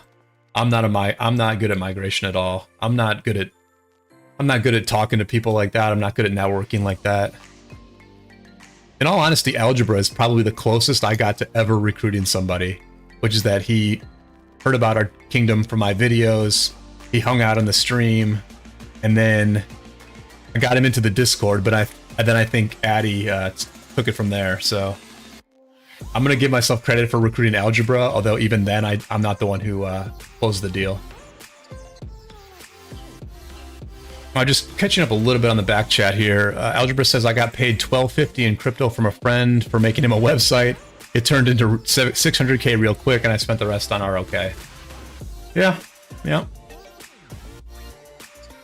Video Game says, I almost made 10K off AMC when the whole short squeeze stuff happened. That was when I was 18. I just lost interest and sold blind after not keeping up with it. Yeah. I mean, in the first crypto bull run that I made some decent money in, like, I had so much of my money in altcoins, and then the market just went down so much that I got so depressed that I just stopped even looking at it. I stopped even looking at my account. And that was like a huge mistake, right? Because I was just like, I wasn't paying attention to how the news of some of these altcoins and how they basically just like stopped, like everything went wrong with them. And like, I should have just looked at some point, I should have logged in at some point and just sold everything. I should have just sold it. Because what happened is I came back like a year later and all these altcoins had basically gone to zero. Like I should have sold them when they were still worth 30% of their high, rather than letting them go all the way to zero. So, I mean, it's fine to lose interest, but just like make sure you sell everything before you do.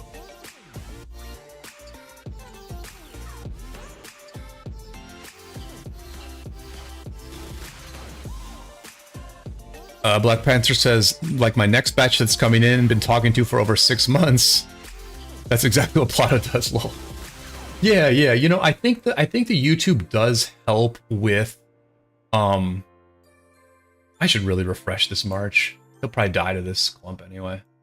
I think YouTube does help with recruiting simply because our recruiting has gone better since I started like making more YouTube videos and like getting a little bit more popular, like that's when we did score that big 1252 recruitment.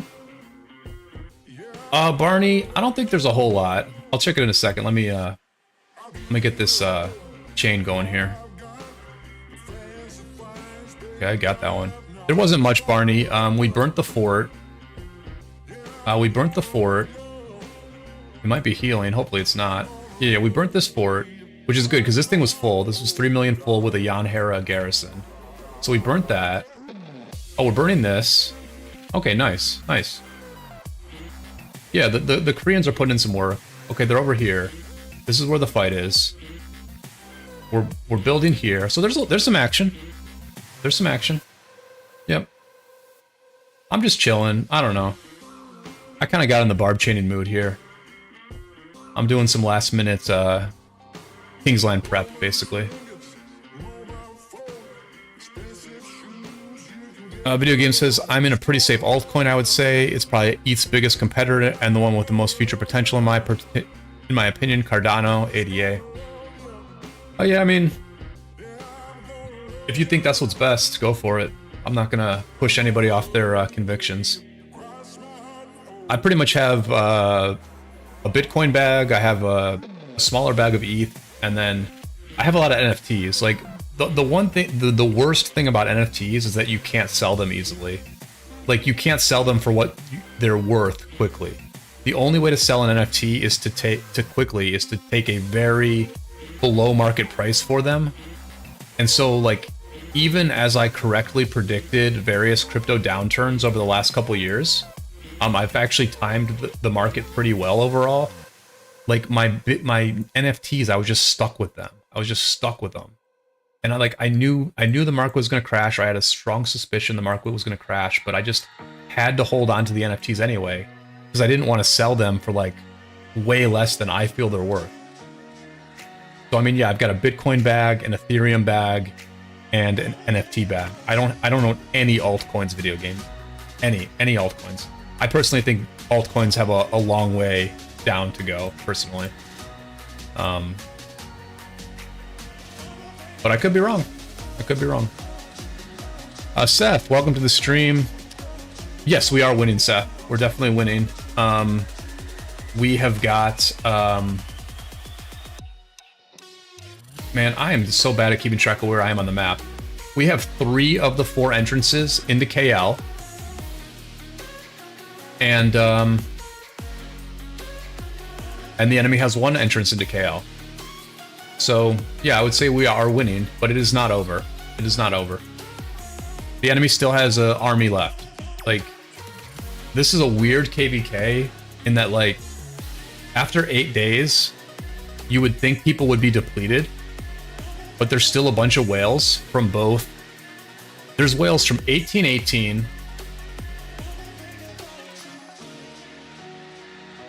There are whales from 1818 that still have a lot of power. There are whales from 903 that still have a lot of power. And there are also whales from 1209 that still have a lot of power. Like, look at these dudes. This guy's got a lot. This guy has a lot. This guy has a lot. Like, look at these whales, man. Like, they have a bunch of whales still with power. Hero Poon has power. So the enemy still has an army. Like, we've won the zones, but we haven't, like, destroyed their army. So we're winning, but it's not over. Barney says your garrison was putting in work today. Yes, thank you, Barney. I was taking those doubles like a champ. Like an absolute champ. Look at these doubles, man. Do not double me. Do not double me. Do not double me.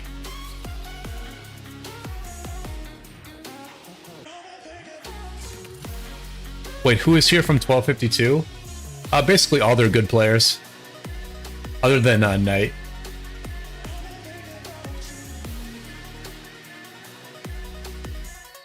So yeah, I mean, Barney is from 1252 in the chat. Barney's the only person in the chat from 1252. But So, Seth, did you make the cut in 1079?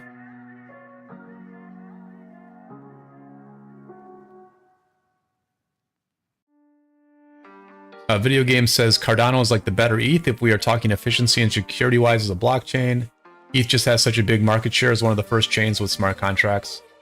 Yeah, I mean, I guess what I would say, Video Games, is that like ETH's security is proven. Like ETH's network has actually been tested and it is held up so far security-wise. And as far as being able to handle the traffic, I mean, ETH's not perfect, but at least it's secure and at least it works. I don't think that Cardano has been tested yet. I don't think there's enough volume and action and things happening on Cardano to know that it has more efficiency and security. And like, you know, Solana has more efficiency than ETH.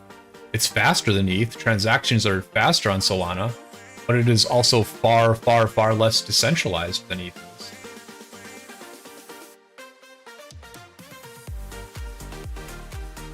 And ETH, I think most importantly, ETH has the network effect. ETH, you know, we were talking about NFTs before, and so there's like all this value in NFTs, and all that value exists on ETH. And it's not that the NFTs are the value of the NFTs are directly related to Ethereum, but it creates a moat on Ethereum where like the value of the NFTs, it sort of is like this guardrail that gives value to the network, right? I should probably be able to explain that better, but that's the best I can do for now. Barney, you know Muds or Slinger? They used to be a king in 52 a while back. Seth says, still thinking if I will stay. I'm at rank 83, a power cap of 72 million. Once the dead troops come back after KvK, my power is back at 88 million, not including the 6 million from hospital. Still thinking. Yeah, I hear you. I think there's a lot of decisions to be made there, right?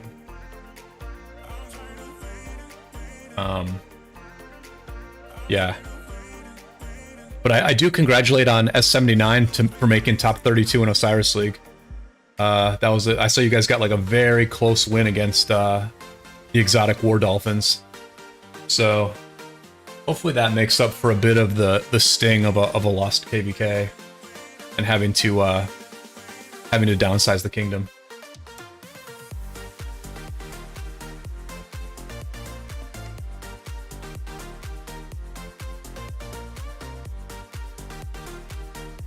Yeah, Panther, we got the most recent kings of the 1252, which was like Dex and Anna.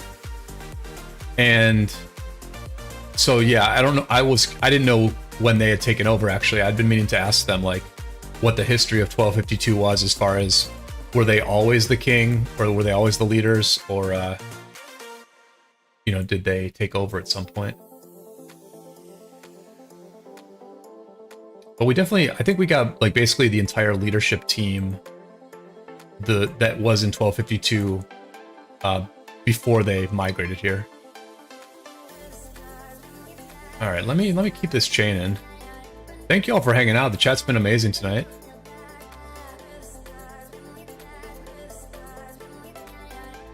I was watching Redline stream earlier, and it's always amazing what an active, high-profile, powerful chat Redline has. You know, Redline's channel has for a long time been the place to go to talk about the high end of ROK. It's where like the high-end fighters from the top kingdoms hang out to discuss the wars they've had in the past and what potential wars they might have in the future.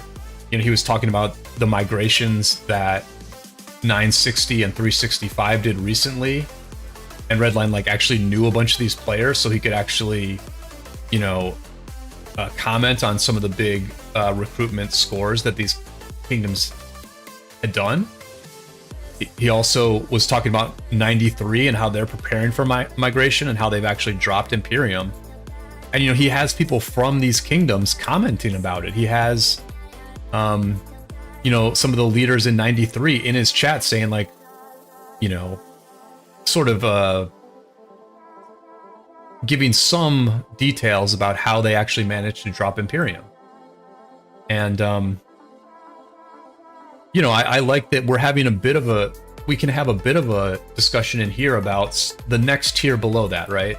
Like, I'm not in an Imperium Kingdom. I have no plans of being in an Imperium Kingdom, but I have tried to show what a good life in ROK is like in a quality, smaller size kingdom. We're a big A. We're a big A kingdom at this point.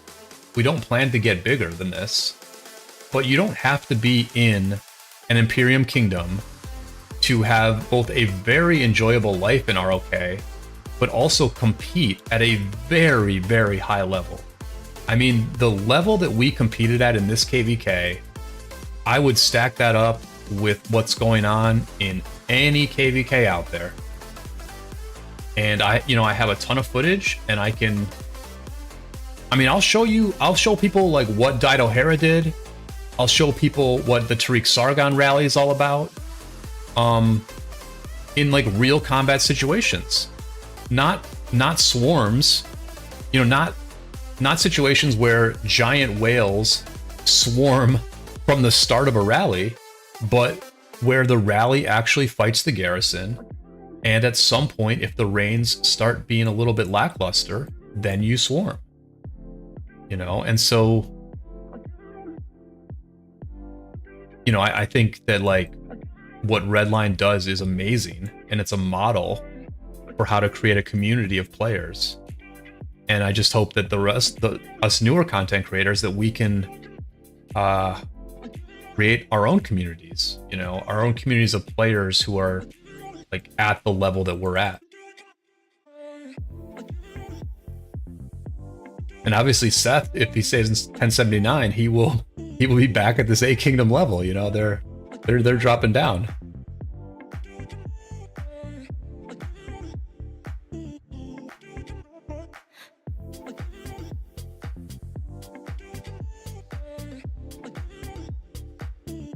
Seth says, others need to cut down 20 to 30 million power before next KvK pop, and I don't know if they will stay too.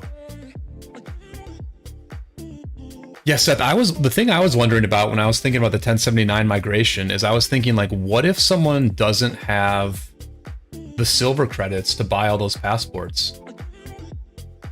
And they're just gonna, they're gonna have to spend money to migrate, and if they don't do it, they're just gonna get zeroed? Because I imagine there's going to be a deadline. I imagine there's going to be a relatively harsh deadline in 1079 before the next KvK. And it's just hard for me to imagine that everyone is going to be able to migrate out. All those semi-casual players are going to be able to migrate out before the next KvK. Like that's going to be rough,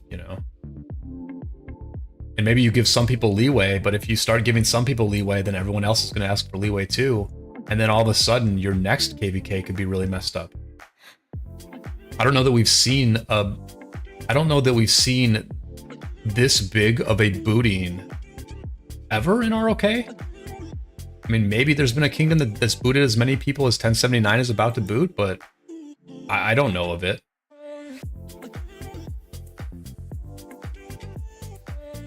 Black Panther says his community is chill peeps, plus he has a great personality, so it helps.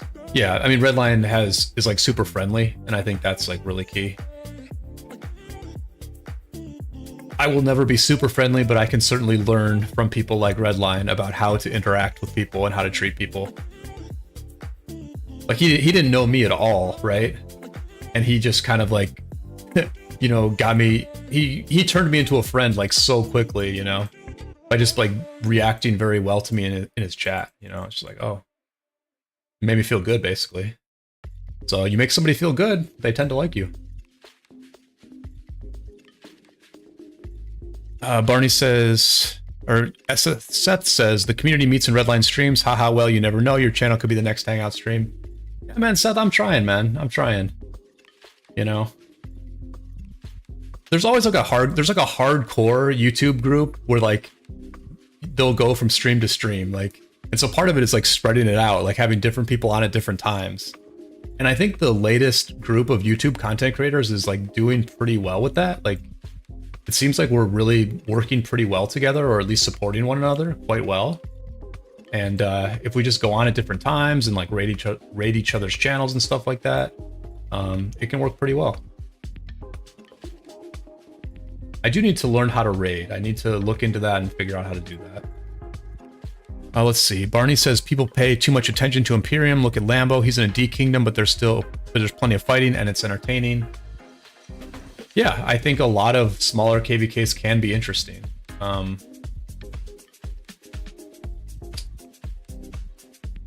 mean, I think, yeah. Gosh, I hate to be non-elitist talking about Imperiums and then become elitist talking about A's. I do think the competition level drops a lot, and I think when the competition level drops too far, it becomes less interesting. I just think there's a lot of Imperiums where the competition level is not any higher than what we just faced, Barney, right? Like, there's no way that some of these Imperium KvKs that people have paid attention to are more competitive than the war that we're in right now. Like, I'm not going to name kingdoms necessarily, but yeah, I mean, I mean, I'm not going to name kingdoms, but there's been even recent Imperium KvKs that are just like the skill level of the alliances in them is not that high, but they're Imperiums, so they tend to get like a bit more attention than ours did. Alpha Q24, yes, I am monetized. I am a YouTube partner. I will I'll show you the one emoji we have for members to show you the monetization. Name kingdoms, Hen. Well, I mean, like 1307, right? Like the 1307, 1079 KvK. You know, I mean, I know 1V was in there, 664 was in there, but I mean, the skill level there was probably not that high. There was a heroic anthem recently between two Imperiums, where I would say the skill level of those kingdoms is not that high.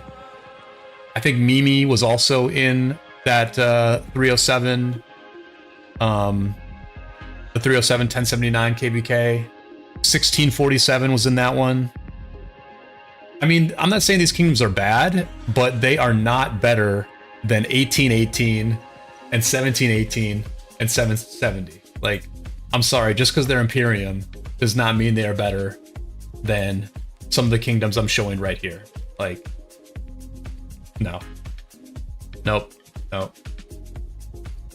Because I mean, you saw, if you saw some of the fights, right? Like, look at my last video. Look at my video from yesterday, where we dropped a fort and they were attacking our fort. Look at the size of the open field in that fight. And that's on day 6 of a war, when people are already worn out. That fight was on day 6 of a war.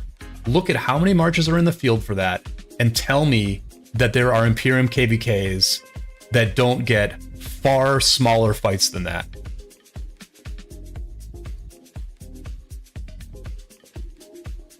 Exno says, what about 1252? Pando is from there. Exno, we had the core group from 1252 migrate to my kingdom and join our alliance, the Handsome Devils, prior to the KvK that we're in right now. And Barney, who's in the chat, is from 1252. Henry out here adding fuel to the fire. Dude, Henry loves it when I get lit up. Henry does encourage it.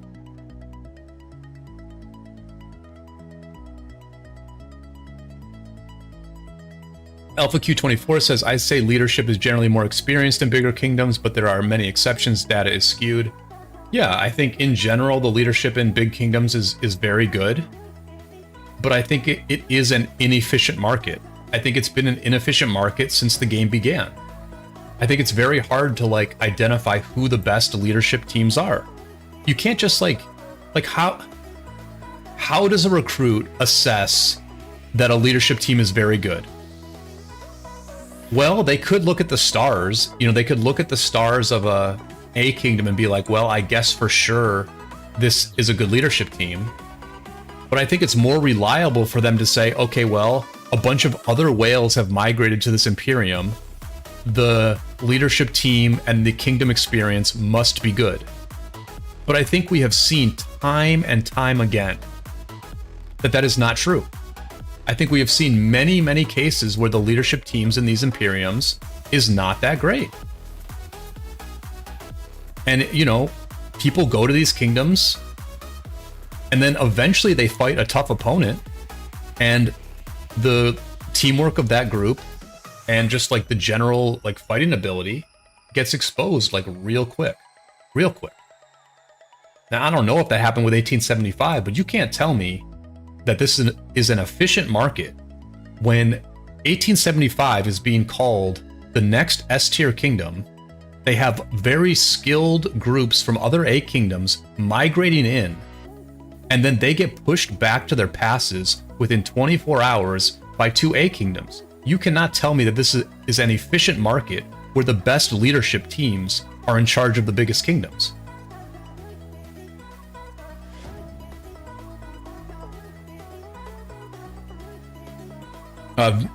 Video game says being leadership diplomacy in imagine being leadership diplomacy in a 30+ kingdom D-seed KvK. Yeah, I mean, and there what you have to do is you really just have to you have to have your own strong group, like Lambo has, right? He has a strong group, and so then they can just dictate the outcome for themselves and not have to rely on all their allies. And I think, like, and I've said this before, right? Like, you could be a really capable leadership team, and you could have a very fun life in like a B or a C or a D kingdom. You know, you just build a strong group, and you have, you know, a different set of decisions to make every KvK than the leader of a Imperium might have. You know, sometimes you have to say, oh man, our allies are so bad that we can't get the job done here. And you have to figure out how to like coach and empower some pretty casual people. But there are opportunities for good leaders in all sorts of kingdoms, you know.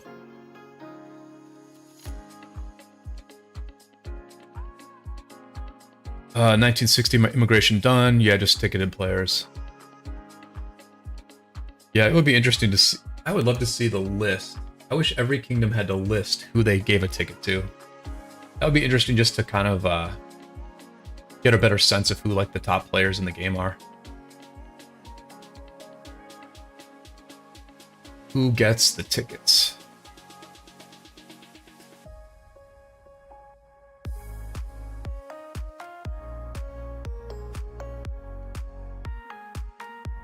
But yeah, you know, it's great, man. I love the recruiting game, the recruiting news. It's almost like college athletics in a way. Or, you know, NBA transactions. The player signing with a new team. Some NBA star signing with a new team. It's kind of similar in ROK, where it's these big changes to the landscape. And it's sort of, well, it reflects about the player. Like you see, if a free agent signs to a new team and they get this big contract, you actually get a sense of how good they actually are. Like the size of the contract is what actually lets you know how good an NBA player is. And at least with groups, you know, like when groups get accepted to these new kingdoms, I think you get a sense of like what some of the top small groups are, you know. Like the people that 93 accepted, I guess they accepted some people from SN and 307. Like, there's no doubt that those are like really good players, right? They must have accepted some really, really good players into 93. And so it kind of like raises the stature of that group and creates a little drama, creates stuff to talk about, keeps the game dynamic. I think that's one of the things that's really good about these YouTube channels is this is the only place we get the news about these migrations. Because it's very hard to do a video about it. But you hang out in the YouTube chats, you actually, you get the scoop. But no scoops about what we have planned. No scoops about what we have planned. You'll know when you know. Black Panther says, to be honest, I have no idea who got the tickets. I can tell you things about 68, but I have zero idea about 960. Yeah. Yep. Well, 68, you guys got the, yeah, you guys got the easy Nile. So that's cool. That's cool. You guys deserved it more than the other group, to be honest. You guys deserved to get the easy Nile, because the other group did a bit of a dodge of this KvK we're in right now. So it was more fair that you guys got the easy one. And hopefully 2268 will do a really interesting KvK in the future. I think you guys are one of the more interesting kingdoms in the game right now. Because you're young. You guys are so young, Panther. I can just tell from your voice chat and stuff that you guys are so young. And, you know, because you guys have content creators in the kingdom, we get to learn more about your team, which always makes things more interesting. I mean, part of what I'm trying to do on this channel is to bring exposure to the A kingdom level of ROK. But the other thing I'm trying to do is, you know, introduce the characters here in the Handsome Devils. Like, I want you to know about more of the players than just myself, basically. So that, like, people are emotionally invested in what happens to us. And that's just going to make the KvKs more interesting for some people. For some part of the audience, that makes the KvK more interesting. Because that has always been what makes KvKs more interesting for me, is knowing the people involved, right? Like, I was always interested in 916 KvKs. I always watched 916 KvKs. Because I knew who Drago was, and I knew who Skywalker was. And so I was like, I want to see how these guys play. I want to see how they fight. Young and full of life. Yes. Yes, 2268 is so young and full of life. Whereas I am just a withered bastard, finding a little last bit of glory in gaming before I'm completely dust.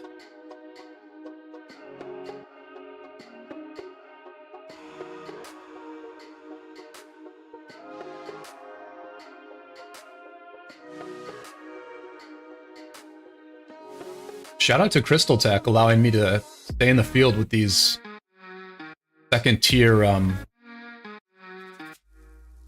chaining marches. Are we burning over here? Probably not. Doesn't look like it. Oh, we are. We're burning this one, not this one. We're burning here. We're burning here. Burning here. Do we need to build? I probably need to build here soon. I should probably start thinking about some things. Because I probably need to build soon. Oh, alright.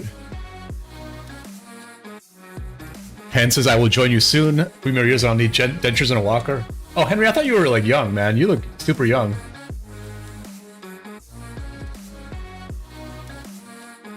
Panther says, currently I'm talking to other Imperiums. We do have a plan to do a strife with a smaller size Imperium. Yeah, that's definitely very interesting. Yeah, I don't know what KvK we're gonna do next. Adinavo doesn't seem to like he doesn't seem to like Siege very much. Or he doesn't seem to like Orleans very much, and then he's not like a huge fan of Warriors Unbound either. And he doesn't like Heroic Anthem at all. He says we're never gonna do Heroic Anthem again. So I don't know what we're gonna do. I mean, we have to decide, like, do we need a rest KvK after this? I think that's the big question we have, is do we need a rest KvK after this one? Yeah, I'm not going to answer that. I'm not going to answer that at the moment, but certainly it has to be in the consideration set, right? Because we're worn down, but we're not worn out, basically.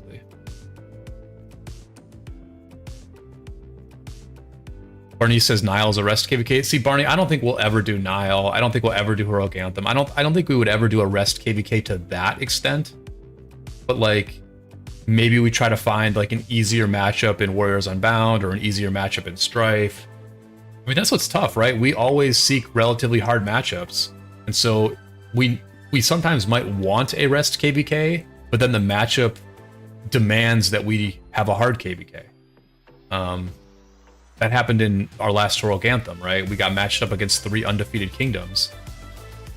Or no, that happened in our last strife, right? We were gonna the last strife was gonna be arrest KvK, and then Addy decided to send us in a 1v2 in the first zone, and then we had a super hard KvK instead, you know.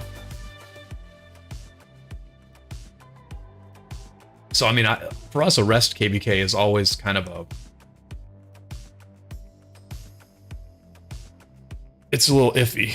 Seth says, would you do Warriors against? It seems the best format right now. We would maybe do Warriors again. I don't know if it's the best. I mean, I like Orleans, man. I like Orleans. I like the speed of Orleans. Warriors Unbound seems like a much bigger grind than Orleans is. Black Panther says it's always good to take a break after 2 to 3 hard KvKs. Yeah, Panther, I think 1 out of every 3 KvKs should be a rest KvK for our kingdom. Every kingdom is different, but for us, I think 1 out of every 3 should be a rest one. We're just gonna have to decide, do we want to take that rest to now, or do we do one more hard one and then do a rest?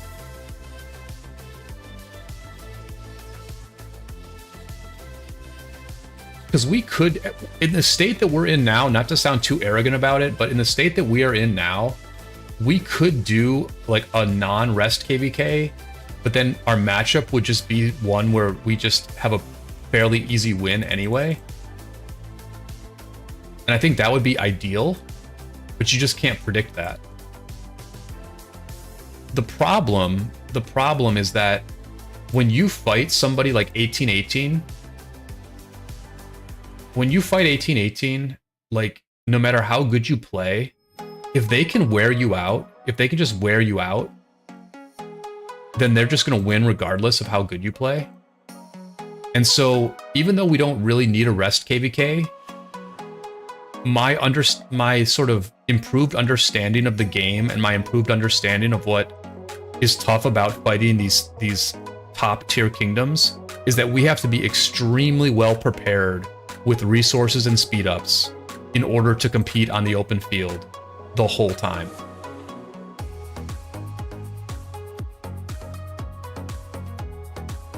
But that begs the question then, how often do you actually get a top tier opponent? Not that often. So we don't want to over prepare for a mid-tier opponent just because I'm worried about facing, you know, a handful of kingdoms that are absolute juggernauts.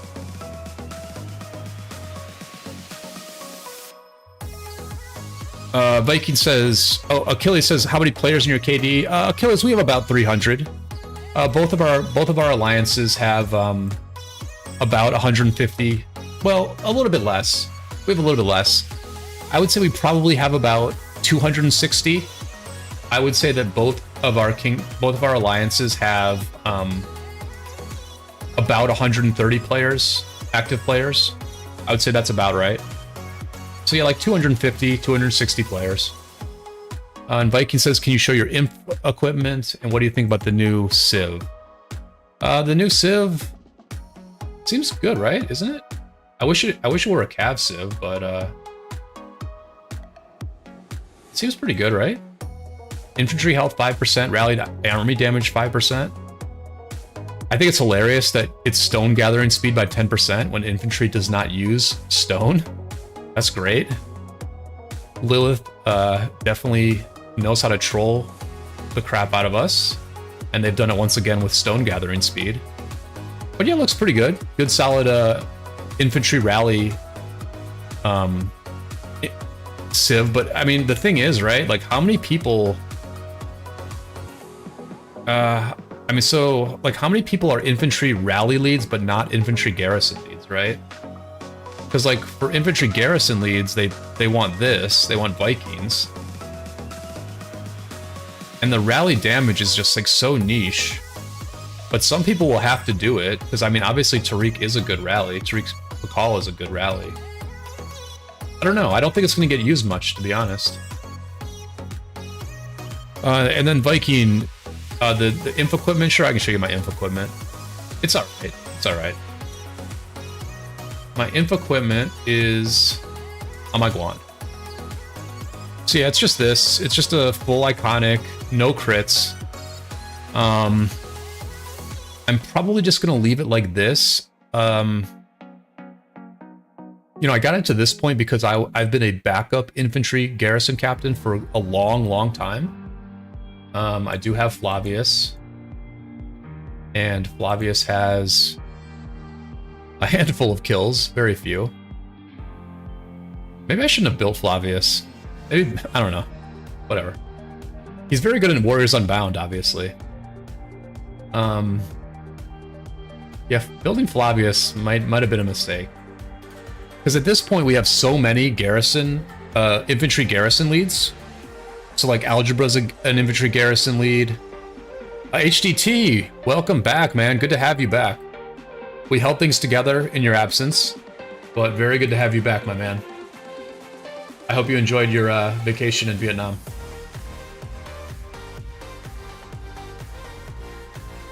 And yeah, so we just have so many infantry garrisons now with all our new migrants that I'm kind of thinking I'm not going to do very much infantry garrisoning in the future. So I'm not sure if I'm going to go forward with my inf gear. I don't think I'm going to try to crit this. I don't think it's correct to crit this. I think the more correct play is to keep working on my second cav set, or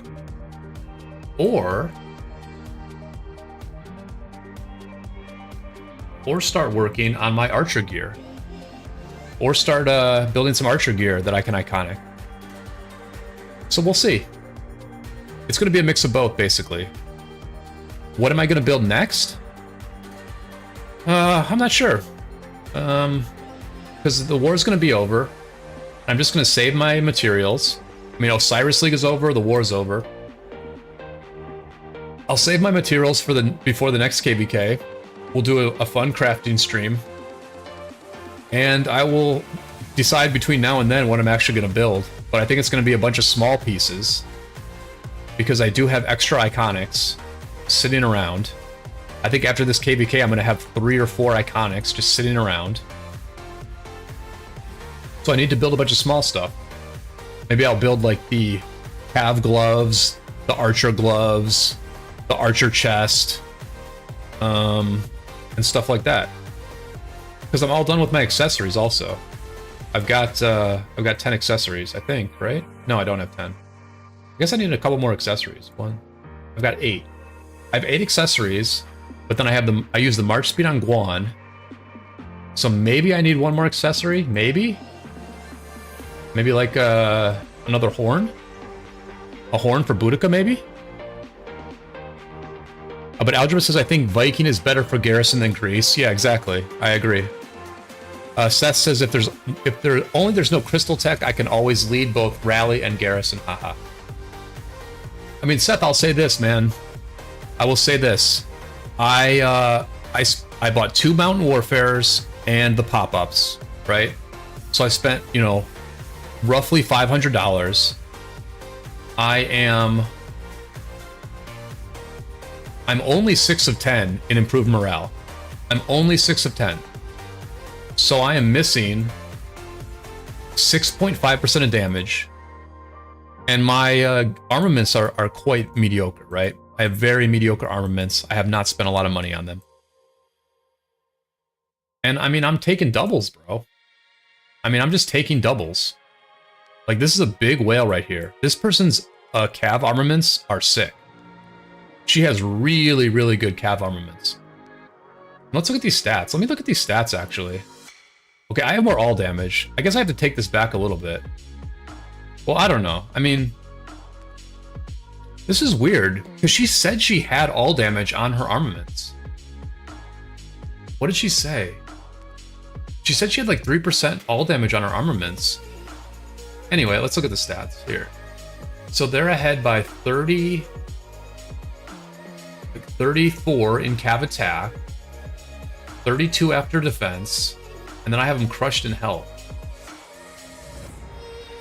So this is so interesting. I actually have better stats than this person. Interesting. Well, they have the skill damage edge. Anyway, all I'm saying is, my garrison did extremely well in this KvK. Like, I bet I have a bunch of weird ones. I'm showing you all these, like... for some reason, I'm showing you all these reports against Nevsky Joan, even though we never went against Nevsky Joan. Okay, so here's, like, me against Cigar King. Against Cigar King's Henry Zug. And, like... Minfook swarming. I don't even know what this is going to look like. Minfook and Arvix swarming me, okay? Full swarms from Minfook and Arvix. And I'm trading, like, quite well. I'm trading quite well. And I'm a pretty medium spender, man. I'm a pretty medium spender. The reigns here are amazing. The reigns here are so good. Oh, this was yesterday. Oh, this was so good, man. I didn't even notice how good this was. This was a pretty impromptu defense that we set up. This was with a lot of our new migrants. So, like, Noller came in. I was like, kind of like getting a little bit heated on voice. I was like, I need people to take ownership of this defense, right? And so Noller ported his farm in. That guy ported his farm in. And we dealt with this swarm. I mean, they burned us, and it's not an amazing trade, but, like, I mean, these are some monster whales swarming in Orleans with 2 auxiliary skills. And I'm holding up. I'm doing just fine. Algebra says she isn't fully iconic. Yeah, she's lacking a little bit. Lana, welcome to the stream. And says 1 more horn, could even do 2 more horns and replace the march speed on Guan. Yeah, Henry, it depends on the KvK.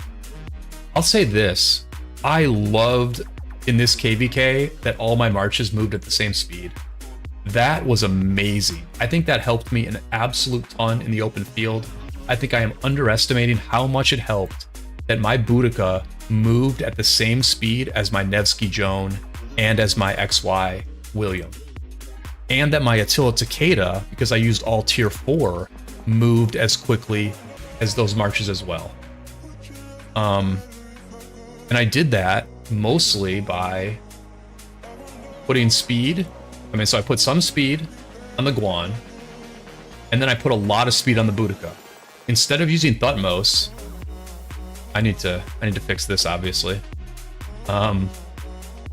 Instead of using Thutmose, I went with Edward, so I could have this 25% march speed, so she could keep up with my cavalry. And that just made things a lot easier to move around in the field. Like, I was running from people. I danced like a mother effer in this KvK. I danced so well in this KvK. I would just go in. I would, like, go in and, like, attack an enemy just to scare them off. And then I would back up a little bit, pick a new target. But I would just, like, go in to scare them off because I knew I could run away before anybody got to me. Algebra says, yeah, garrisons are still king. My garrison traded 2 to 1 after a full swarm as well. Nice, nice. Barney says, oh god, not more dot mode. Yeah, so garrisons are still extremely strong because of the farm meta and being able to fill garrisons with farms. And that's why I like Orleans. That is why I like Orleans. Because Orleans at least makes it possible to burn a freaking flag. I am not someone who wants to sit at a flag all day with full open field control, watching our rallies hit a enemy flag that's being filled up by farms. I do not want to sit there for hours doing that. If we control the open field, let us burn the flag. Let it cost a certain amount, and it does cost. It costs. You know, it costs to swarm. And if you do really good filling against the swarm, you can make it cost a lot. But let people burn a flag if they are willing to swarm it. And that's why I like Orleans. I mean, maybe it's not balanced. You know, maybe it unfairly favors Wales and kingdoms that are very good at the open field. But at least after a week of fighting, of very hard fighting, at least the map is relatively decided, you know? if we didn't have auxiliary skills, we'd still be back at this bridge. If we didn't have auxiliary skills, we'd probably still be back at this freaking bridge. Although maybe not, because we actually didn't swarm that often. Like, the funny thing is we didn't actually swarm that often because 818 relied heavily on Hera YSS garrisons. They leaned heavily into Hera YSS garrisons. So we just rallied them, you know, we just rallied them.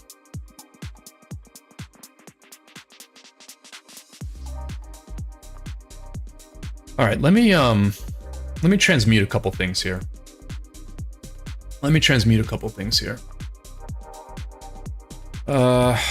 do I want to transmute? I know I want to transmute my 2 doubles. Like, I know I want to transmute this. Right? I know I want to transmute this.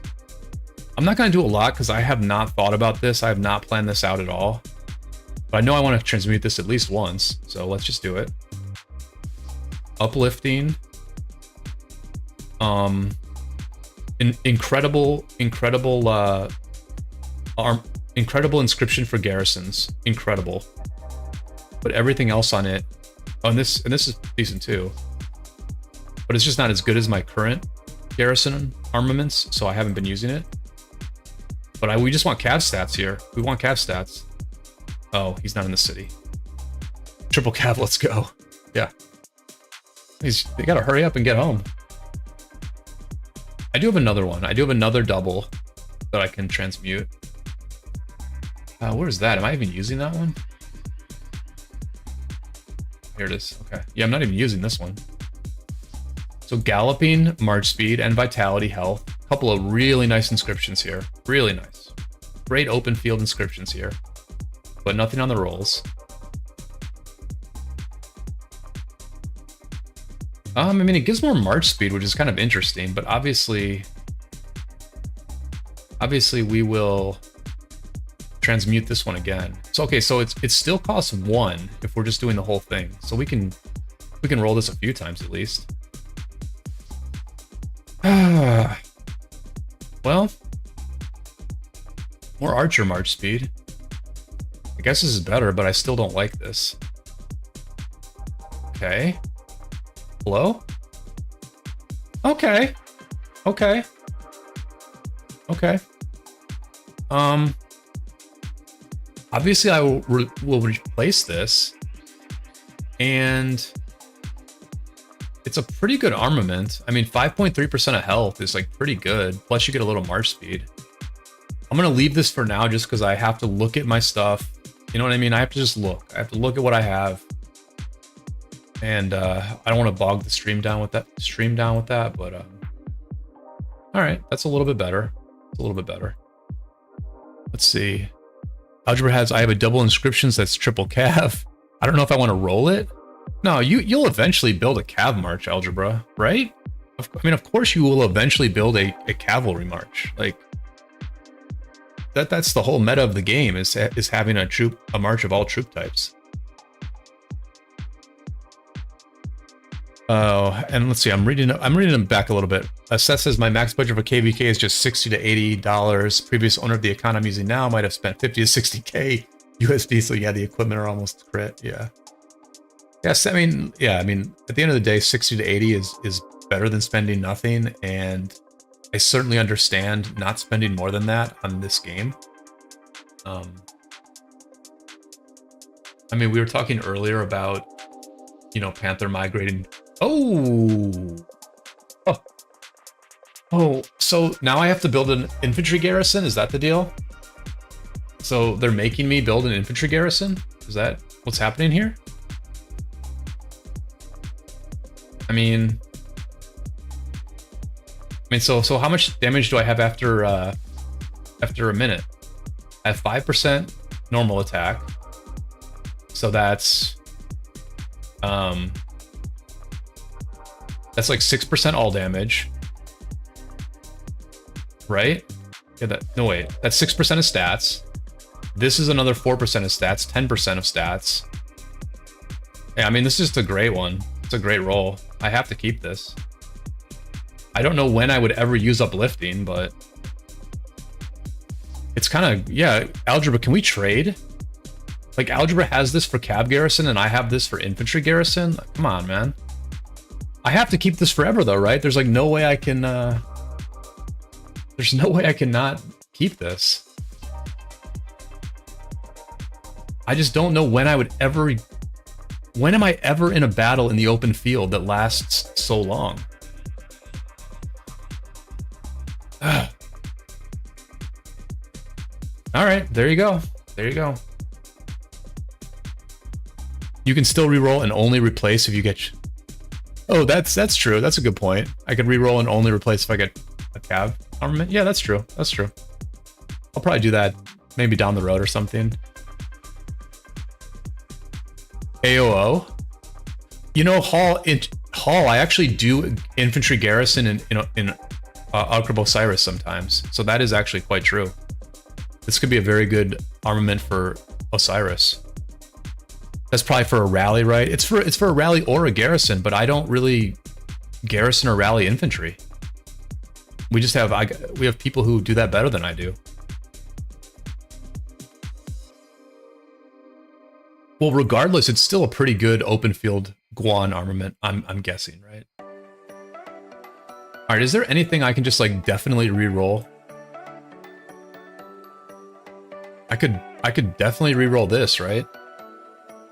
I could definitely re-roll this. Let's just look at anything that is on no one. What's this one? Bellicose? Whenever the wielder troop launches a normal attack, it has a 10% chance to gain a 5% bonus to all damage for 3 seconds. So this is... I remember we figured out the math on this a long time ago. This is 0.5% damage per turn for 3 seconds, so it's 1.5% all damage. So this is something like 3.5% of stats, I think. So that's 3.5% of stats. So this is a very good armament to reroll. Let me just go through the rest of them real quick. Actually, let me just reroll this once. Why not? Why not? All right, better, better, better. I'll leave it for now just because I don't know if this is an upgrade to anything I have. They don't rally forts in 960. Seth says, oh, it was funny when Red noticed why there's no fort rallies in 60 GT. Oh, really? There were no fort rallies?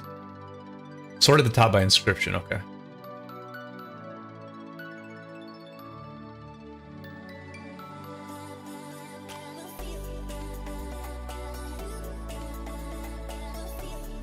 I feel like I'm definitely going to transmute this one. I don't even know why I'm waiting, but anyway. Devious? Yeah, Devious is pretty good too. I don't know. Oh, this is for like this is for like my double C. I think I need to like put this on him. I just keep forgetting. I don't know if I'm gonna keep this one or not. This is good. Maybe I should just like, I'm gonna transmute this real quick. I know I'm transmuting this.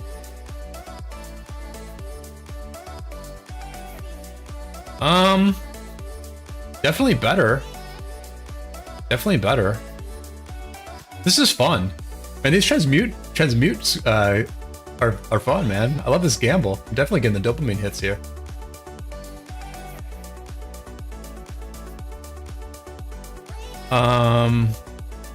Why am I looking at Hollow Square? I have no idea. Why am I looking at Hollow Square? I have no idea. All right. Definitely we're transmuting this one, for sure. For sure. We need like a good quality roll, because this is like 2.5% of stats. It's not amazing. We need like a good quality freaking roll right here. Is the Devious one better? Probably is. Nah.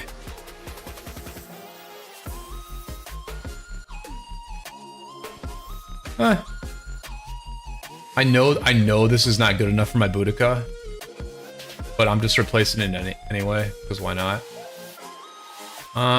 Is that all I can afford?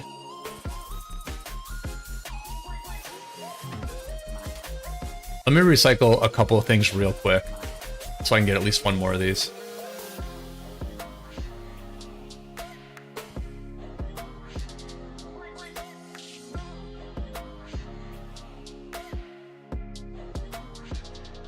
All right, let me do this real quick. This is so fast that I can do this that it just doesn't even matter.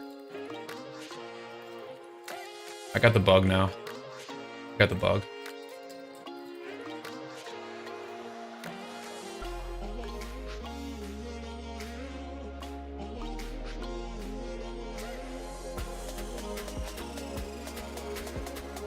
Dude, that's great, man. That is great that I got that really nice armament. That is awesome. Lana says expertise Boudica or Zooge first for pairing YSG first time SOC. I would build Zoog first. I would build Zoog first, Lana.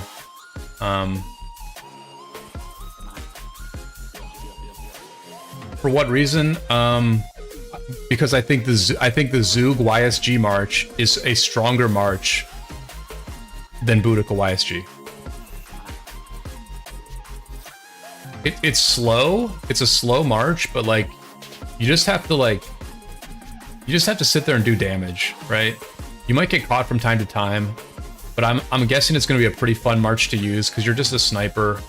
You're staying out of trouble, and you're just doing damage. Like, I think Zoog YSG is going to be like a very good march to use like when you're just using one march, you know, because you can control it, you can stay out of trouble, and you can do the deeps.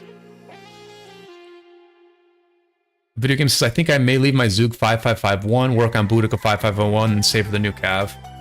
Yeah, it's interesting. 12-inch said that. All right, I might not understand things very well, or maybe I just have different opinions, or my sources are different. Because I could have sworn people felt like Zoog's 4th skill was better than his 3rd. But I did notice that 12-inch is also planning to leave his Zoog at 5551. And as a Cav player, I do have to save my gold heads. Because I'm not going to have enough gold heads to max both when they come out. So I might slow down on my Zoog as well. My Zoog is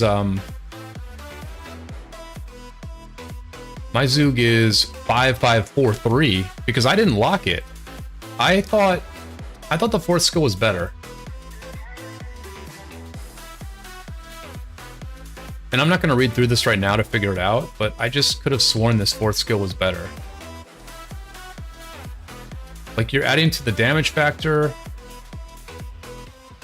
and you're getting 10% damage bonus somewhat often with the Marquee skill. Remember, I knew how this worked when I made the video about Zoog, but now I forget how it works. Whereas here, you're getting what? You're getting 15% skill damage and a conditional archer attack? Can it possibly be true that this 3rd skill is better? Anyway, I could slow down on Zoog. I could slow down and save my heads. It's probably correct for me to stop for now and then wait for the next KvK and then decide then what I'm going to do with my heads. Whether I want to finish Zoog off or whether I want to put all those heads into new cavalry.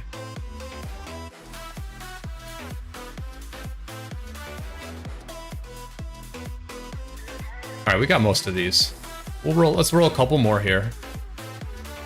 Let's roll a couple more. We still need to... Do we have to roll this one? Where's that devious one? Let's roll the devious one.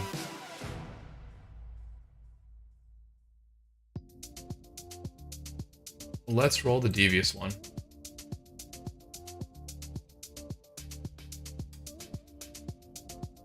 Yeah, this one. Because this is like 3% of stats right here.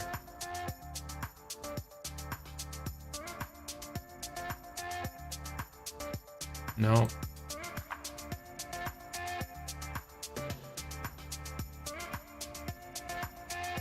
Oh.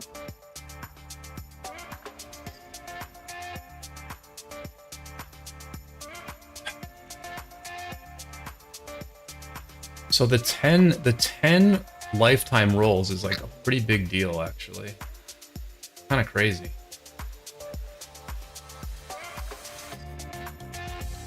I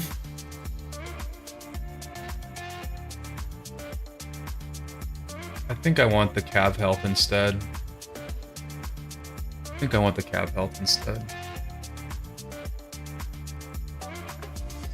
Seth, talk to you later. Thanks for hanging out. Video game says okay. Yeah, I agree. Hall Gaming says John Wick showed that the 10% chance will hit about every 7 turns. So 50% attack every 7 turns might be the way. Interesting. That's interesting. I must have missed that John Wick video. 10% chance will hit every 7 turns. Okay. Interesting. Okay, so maybe I'm undervaluing that previous armament a little bit. And then also maybe undervaluing Zoog's 3rd skill. Alright, let's roll this again. No. Alright. Alright, we'll leave it there. So I don't want to change it, so then I just close it. Okay. Alright, so we got one very good armament there. That is awesome. Let's see if this is a upgrade to Guan.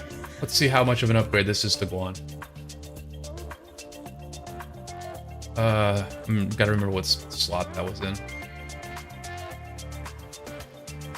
Alright, so that was in the horn slot. That might be okay. I want to say I have a good armament there. I want to say I have like a really good one, but I do have a really good armament there.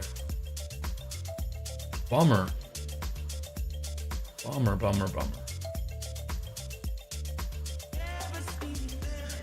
Alright, so this is 6.4, 8.4, 9% of stats on the current. And this is 3.75, let's say 5.7, 7.7, 8.4 on just this. This is obviously going to be another like 1.2. I'm just making up random numbers. It's like 9.6 on stats even before uplifting. Makes this a better armament. And then you also add the uplifting, which is worth who knows how much on a Guan. Like, how do you even calculate it? Obviously, sometimes I'm chaining my skills, but I can't say it happens a ton.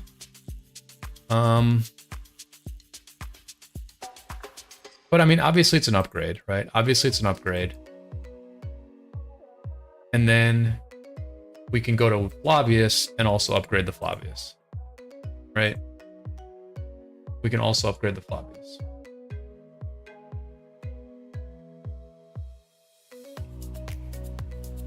The video game says I have a 10% chance to reduce all damage taken by 10% inscription. That's pretty good. For Zoog, and a 5% damage reduction when using a skill for Guan. I'll show you guys a couple of the inscriptions I have that are amazing. Okay, so my best inscriptions are... Okay, first of all, I have Cohesive on the Nevsky. I have a nice Cohesive, obviously. Oh, I can transmute this! I can transmute this! You know, I might have spewed. Considering we're still at war, I might have like really spewed hard earlier by trying to transmute a bunch of rando friggin' armaments that I'm not even using. When I could have transmuted this, right? I could have locked this and transmuted it. Obviously, it would have cost more. It would have cost 3 stones. But anyway, this is a great inscription. Cohesive is amazing. Cohesive is absolutely amazing. Yeah, I would lock the damage. Yeah, I would lock the all damage and then transmute the other 2 slots. Yep. Then I have Cohesive on the Guan. A little bit better here, but again, I can lock 2 of these and roll the Cohesive. And then my Breaker inscription is also like super good. Whenever the wielder's troop launches a normal attack, it has a 10% chance to reduce the target's defense by 15%. Reduce the target's defense by 15% for 3 seconds. Okay, so remember these numbers, right?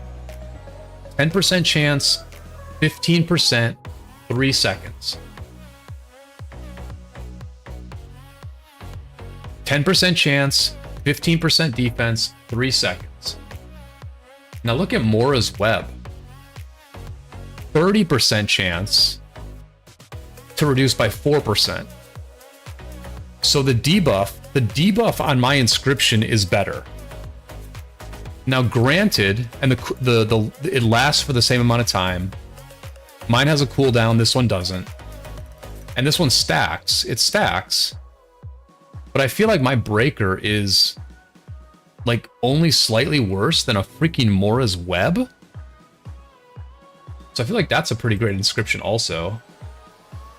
And then my two best. Now I'm going to show you my 2 best inscriptions. My 2 best. Okay, I got battlements, right? My XY walks around in line formation, right? All these Vietnamese whales that were fighting me with non-simplified graphics literally saw a freaking line formation XY on the field. No wonder this dude got targeted a lot. But he's got battlements, which reduces the number of severely wounded by 10%. So that's pretty sick. That's a pretty sick armament. And maybe that's my best because somebody last week was saying that destruction is like not even that great. He was kind of saying that the second part of this, the conditional where you get a 10% chance to spend 100% rage to increase the damage of the attack by 70%, is basically like not good in all situations other than when you're being swarmed. Obviously, when you're being swarmed, it is good because you're gaining so much rage from the swarm that it's okay to lose that rage. And you want that extra regular attack to do more counterattack damage. So this is and you're getting the extra 3.5% normal attack damage on the front of this thing. So I mean, this is like a great inscription, but it's obviously not as good as Hunter. But anyway, those are my best inscriptions. Algebra says, yeah, the second part doesn't seem so good. Hull says, I wouldn't even lock the all damage. Yeah, we'll see. We'll see how much. We will see how easy it is to get transmutation stones, right? Is it really only going to be from the shop? I have to imagine there's going to be a pay element for transmutation stones. Like, we're going to be able to buy transmutation stones for sure. So we'll have to see. We'll have to see how plentiful they are to decide whether I will lock the all damage on that cohesive. But on the, so yeah, I think inscriptions have been buffed, right? It's now more about your inscriptions rather than your stats, because you can re-roll for the stats. And what's nice about the all stat armaments with no inscription is that then you can apply some of the inscriptions that you get, the choice inscriptions you get from the Autarch shop or from recycling.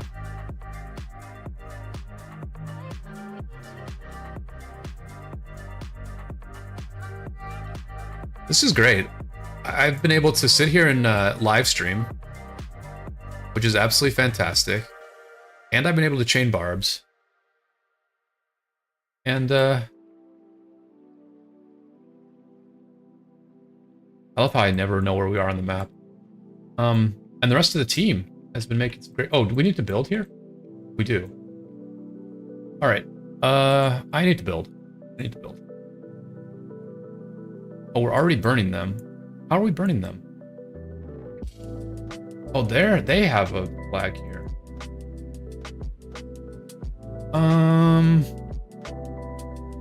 Yeah, we're just gonna build. We'll build here. Actually, I don't even need to port.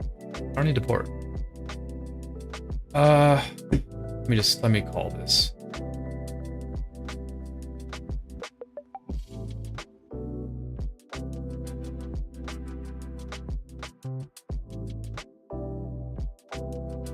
You guys notice that since the new update, if you click on the red dot here, it doesn't bring up the chat. You have to click on the actual chat.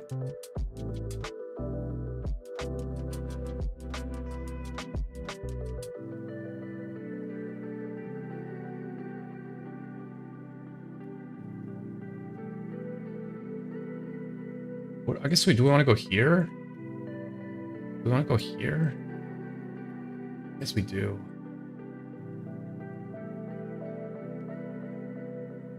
How old is your account? It's about 5 years old.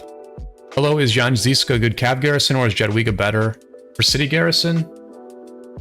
Well, Jan pairs better with Heraclius. So I would say Jan is better at this point.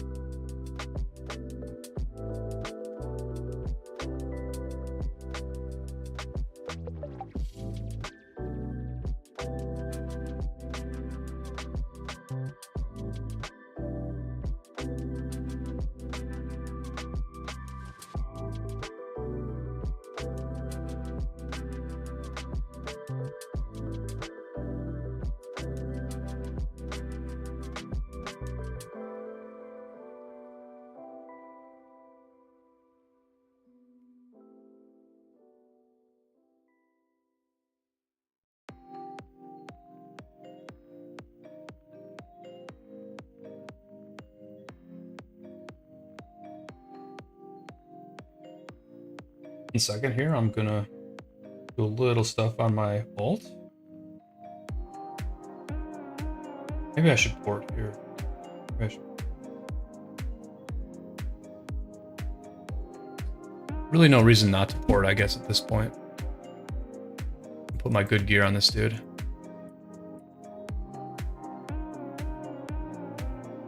We'll get this flag up and then we will end the stream.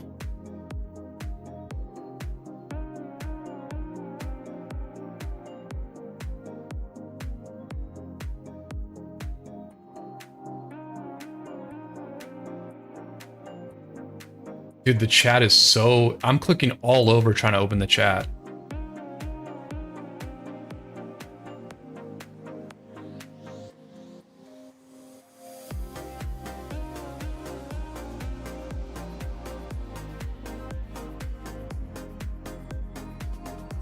I'll check that out, Viking.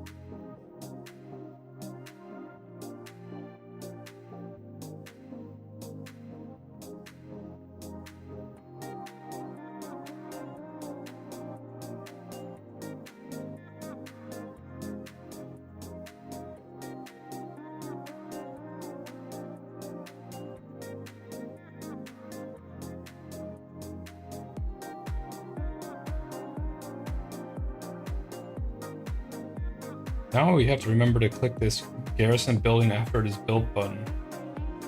Pretty convenient. That's a pretty nice quality of life change. Video game says I already used 10 tries on an armament. Yeah, it's freaking addictive. Hall Gaming did the same.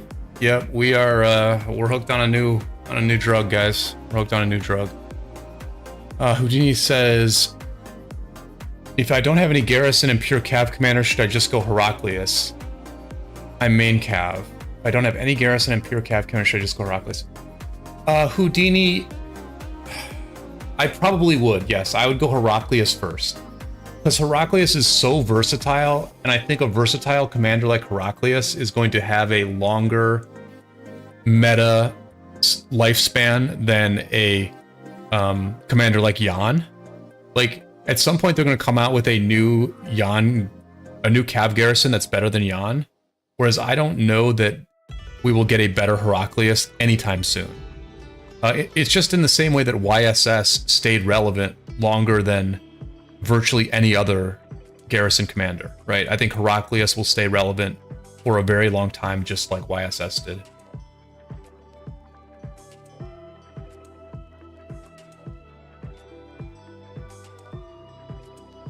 I guess I should bring some other marches out here. I mean, you guys are seeing like this, what you're seeing right now is essentially where the bulk of our advantage in this war was, which is that we just had a longer uptime than the enemy did. Like there are hours in the day where they are stronger than us. There are definitely hours in the day where they're stronger. Like when 903 and 1818 get together, like they're pretty good. Like they have a very strong open field. But like there's just many hours in the day when we have the bigger army, and then they just let us burn them. I mean, not to say they've done that the whole KvK, but in the last like 3 or 4 days, when it's our uptime, they just kind of let us burn them. And I mean, at this point, the war is over but not over type thing. So it looks easier now than it has looked in the past.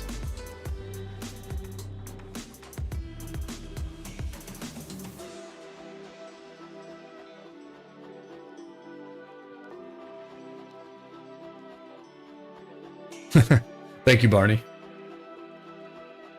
All right, let's see. What do we got here? I'm sorry I'm catching up on chat here. I think we got at least 2 months for new calves. Still too soon after Zug. I tend to agree.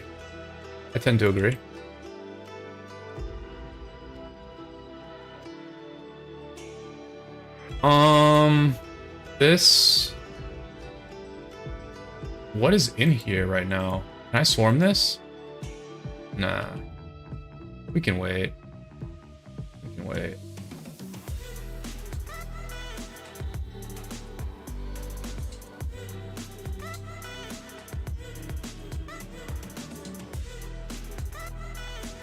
I mean, Mouse sound ported here, so I imagine there's...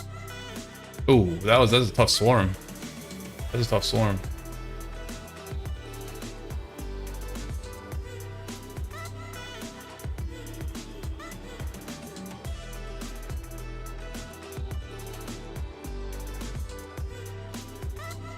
Are we getting... What's going on here? Alright, so they're porting in a little bit. They're still fighting over here. Well, let's just get this.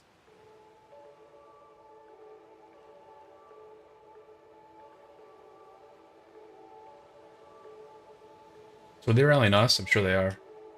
No, they're rallying over here. Okay.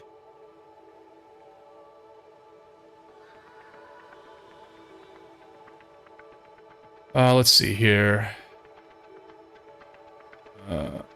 Brian, mine only open if I click the upper left corner. The chat only opens if you click the upper left. Interesting.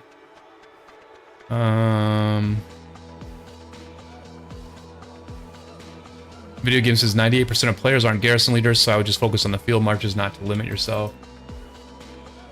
That's true. I mean, for most people, open field is the way to go. Alright, so they're clearing teleport space, maybe? We'll see how this goes. I mean, we'll see what happens. What do I want to do here? Let me bulk this up a little bit.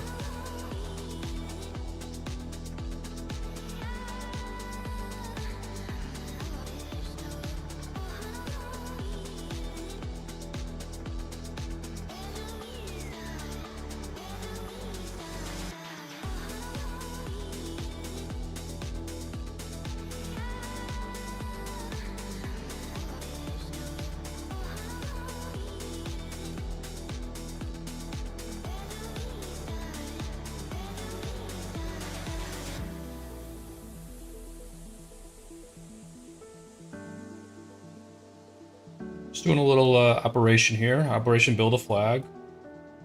And, you know, it looked completely calm when we built it, but now we're seeing some enemies show up, so we just have to be prepared.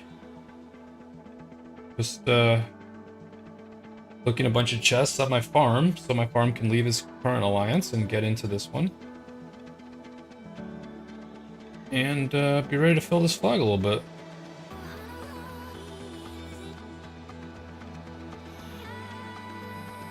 But thank you everybody for hanging out, and be sure to throw a like on the video or on the live stream. That will help get some exposure to the channel and is very much appreciated. The likes and the subscriptions are wonderful motivation for me to keep doing this. The donations and memberships are even better motivation. So thank you so much to Black Panther for the donation earlier. Thanks to Alloys, who was in the chat earlier, who is a member. And, you know, plenty more content in the future here on the channel. I'm gonna make a ton of videos about this war. I still got the drama war footage to work on, which I don't know when I'm gonna get to that. But yeah, I plan to make a lot of videos. I plan to keep live streaming, and you know, really the people being active in the chat is like so effing cool. That is like the best motivation. And it makes the live stream so much more fun. And yeah, it just has kept me going, really. But what am I doing?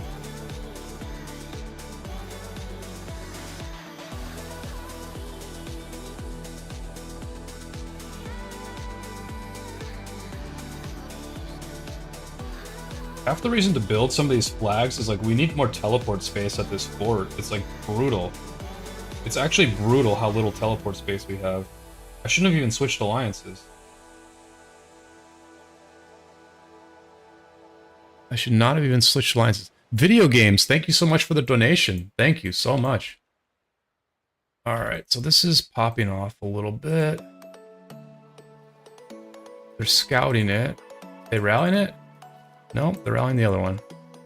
Alright, did I port in? I did, okay. Cool, cool. Video games, thank you so much.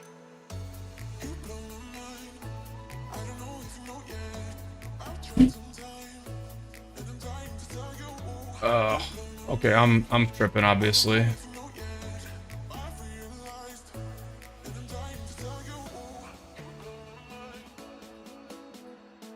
Alright, I'm gonna... Oh man, are they gonna swarm this thing? I need to set them...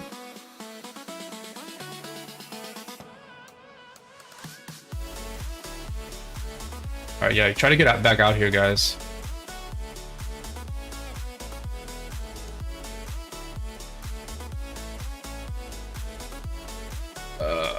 Alright.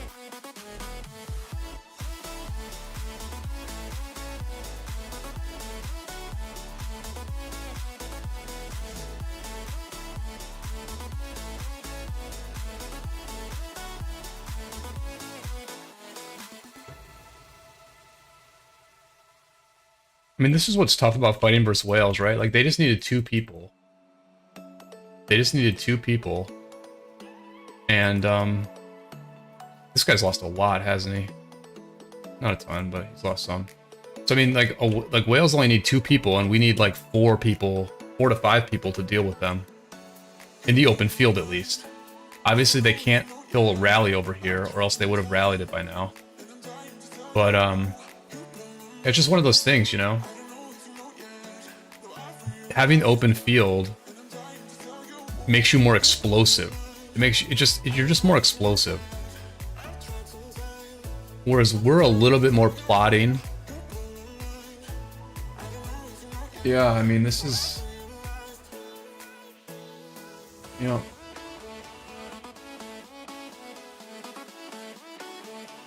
We just don't... I can't open this chat.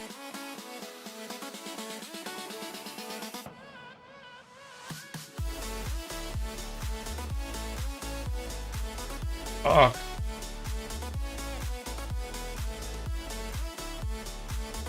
I need to pop an expansion, obviously.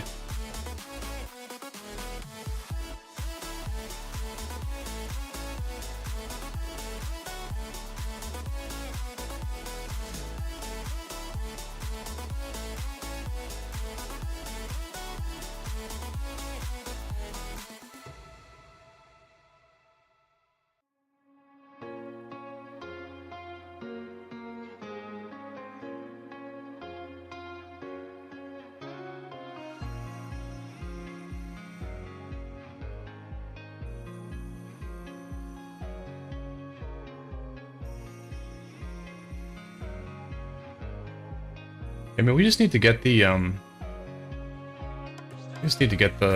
okay, Ari's here. Beautiful, beautiful. Yeah, just take, you know what, here's what it is, really. Is that a couple whales can mobilize to a relevant position at the drop of a hat, right? Whereas it takes us a few minutes, right? Like, we have to send out a notification. Oh, I can empty my hospital. Oh, I never even started this. That's stupid. Yeah, so like we have to send out the notification and people have to like get off the couch and mobilize here. Whereas they can just do it so much faster because it's literally like 2, maybe 3 people. But it's fine. It's literally fine. I just need to clear this hospital and I need to decide what I'm putting on the Boudica. I'm putting the Tamoy on here, right? Or did I put the Tamoy on the Jad? No? Am I getting hit again? Probably am. Nope. Alright. I'm fairly certain I'm putting the Tamoy on the Boudica, right? Makes sense? Yeah, it makes sense. Oh wait, it's a secondary? Oh, no, I'm an idiot. Whatever, whatever.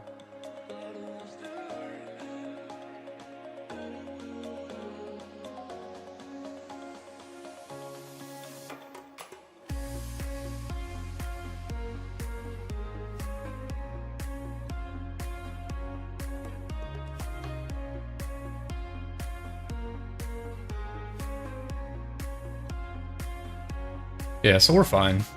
We're fine. Just took a minute for us to mobilize. And I got the new armament on Guan. So that's always nice.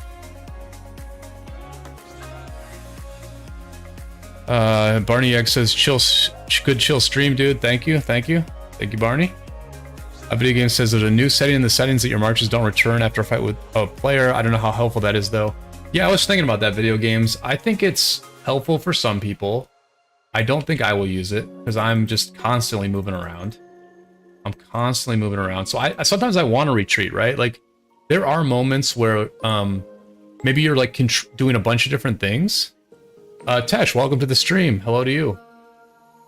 So like sometimes maybe I'm not actively controlling my open field. Maybe I'm doing something with the garrison. You know, who knows what I'm doing, right?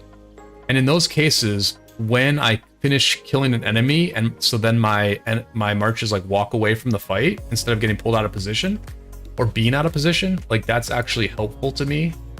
There are times when I'm like very happy to see that my marches are retreating after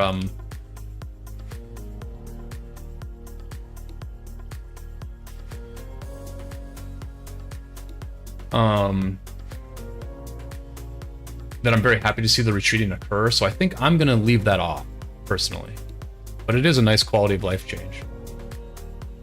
I think marches returning helps more than it doesn't. Yeah, I agree. I agree.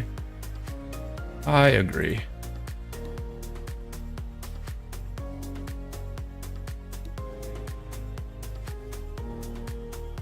Now I wonder if we can walk over and help over here. Is that safe to do? Let's walk over here now. Let's walk over here. Because I think our flag is quite safe. I think our flag is quite safe.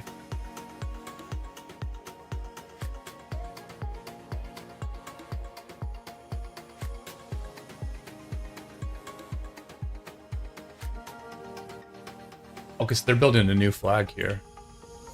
Alright, so infantry.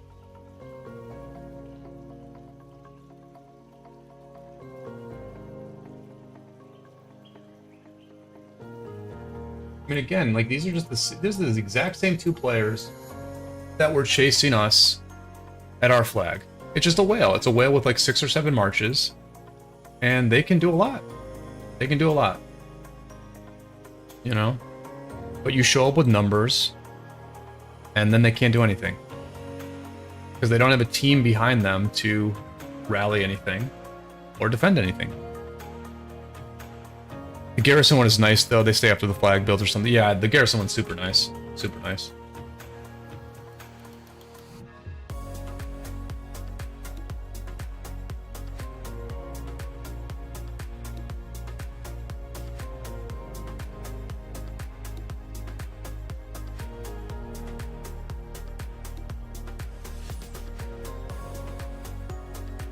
So I think we're going to swamp these guys very quickly here, just based on numbers. We're still waiting for a couple people to get here, but we have a huge numbers advantage, and they're staying to fight. They have more people coming. All right. All right.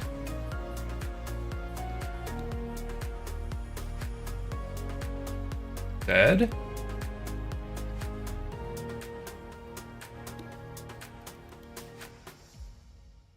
Dead.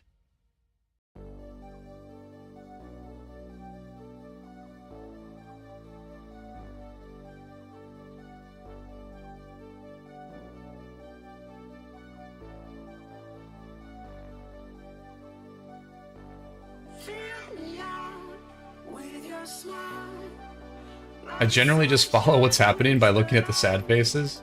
I just try to figure out how the fight is going based on sad faces. I should probably be a bit more aggressive because I'm still at full health, so I should just start being out front now.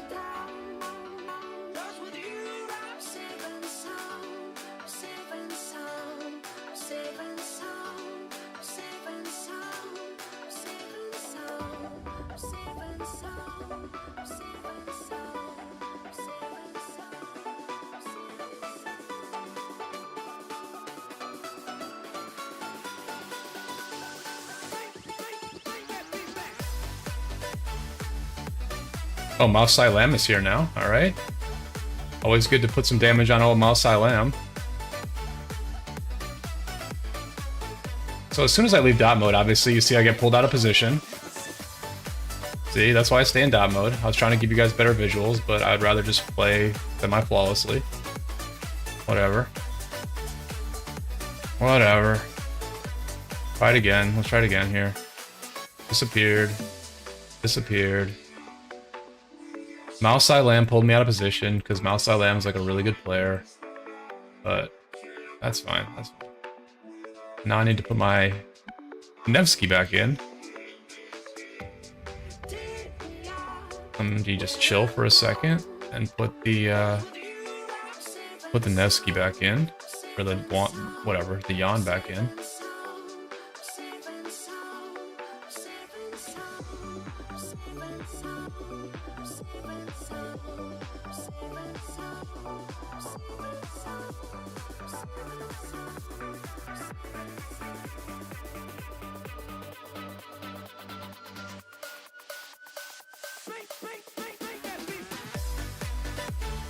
Oh, they have a rally. Okay. So let's just keep their reins off. It's an XY, or it's a Zug, so I don't want to fight near the rally actually. I want to stay away from the rally. I probably need to be out here.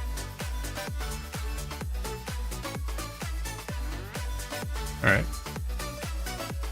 Mission accomplished.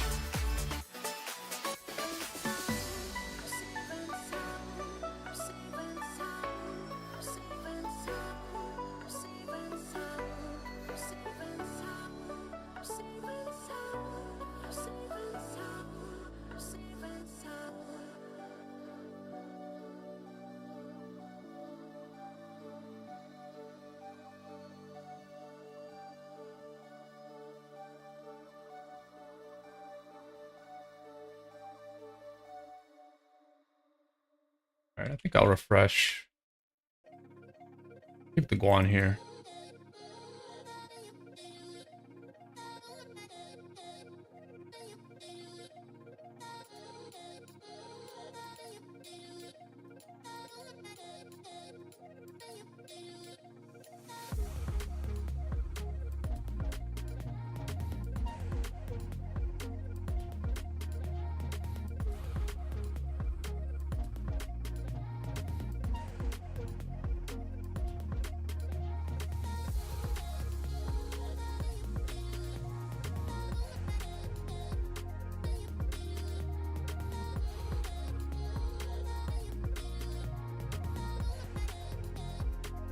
All right, Upitesh says, what are your thoughts on the new update? It looks like a pretty good one, no? The transmute transmute stones are good. I think it's a very free-to-play friendly thing. The quality of life changes are fine. You know, I like that you can keep your marches in the garrison. The chat is a little buggy. I'm having a ton of trouble opening up the chat. Like a lot of trouble opening up the chat. You have to click on like one certain spot on the screen, basically. If you click somewhere else, so all right. And then what else is there? I mean, the new Greek Civ and the new Greek Commander, I'm kind of like whatever about. I don't care. Video Games is saying the Epic is pretty good. The new Epic Commander. Okay. Yeah, I mean, listen. I think they make incremental improvements to the early game where like some of the new commanders are a little bit better or whatever, and that's interesting. I mean, it's nice to spice up the early game.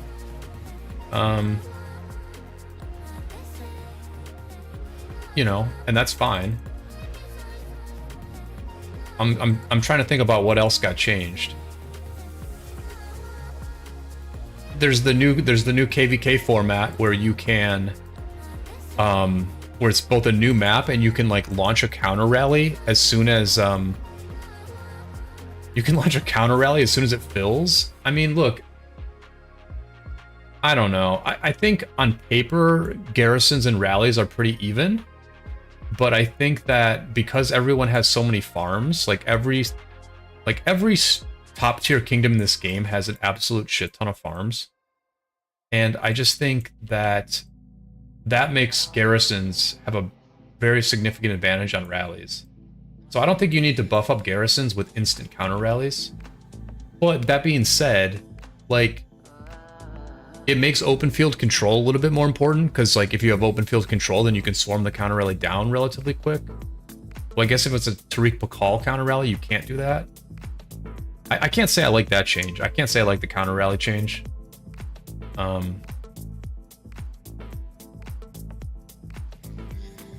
We need a captain here.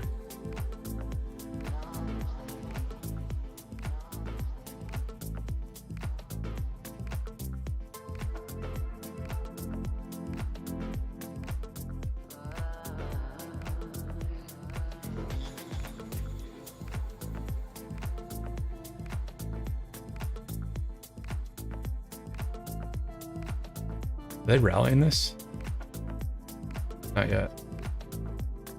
Nolar's rallying over here. Okay, let me get in Nolar's thingamabobber. He's full. So I will go here. Reinforce the man.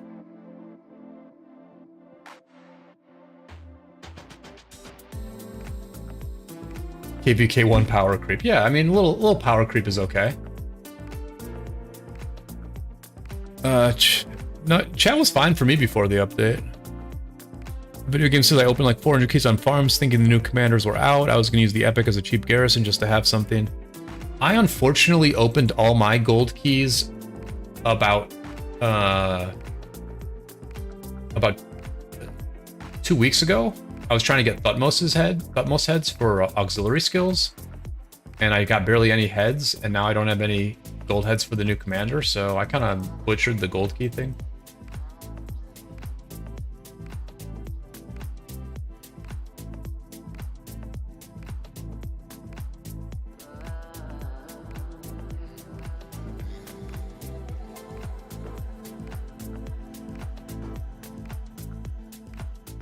Okay, we're just holding on defense here. I mean, the situation is fine because we are burning them on the other side. We're burning everything on the other side of this little mountain here, this little hill, and we're burning everything over here. So if we're at a stalemate here, all of a sudden, no big deal. No big deal. All good.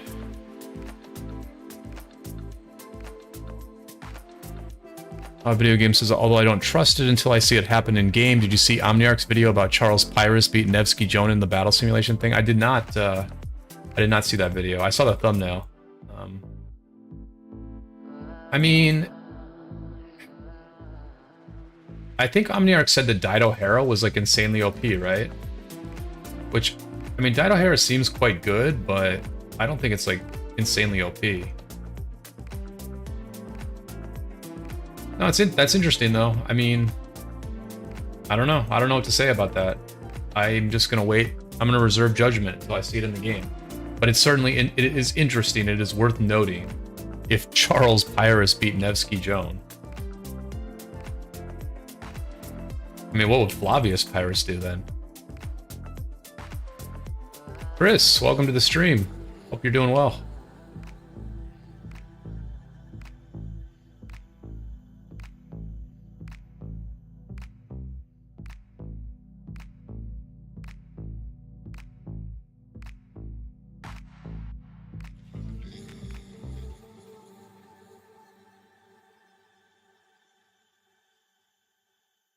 So here's an example of where I actually did fight for more than 10 seconds. So that inscription of on Guan is probably like giving me a little bit of an extra bonus there. But as you can see, I'm not fighting for more than 10 seconds all that often before I move. But then I guess I don't exit battle if I keep my skill, if I keep my rage going. I guess sometimes I have long fights. I guess sometimes I have long fights to get that uplifting proc built up.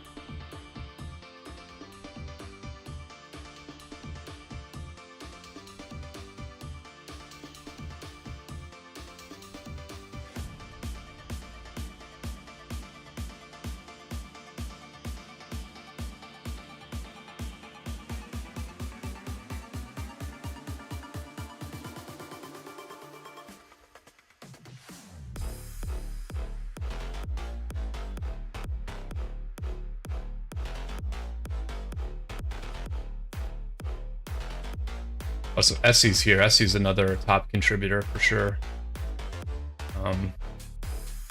It's funny, I'm like never able to recognize Korean names, but if you are like a Korean with an English name, then I will always recognize your playing style. So yeah, Essie's just ahead of me in contribution. So I guess we're keeping pace with each other at this exact moment. Although he has more marches, so maybe he's gaining on me.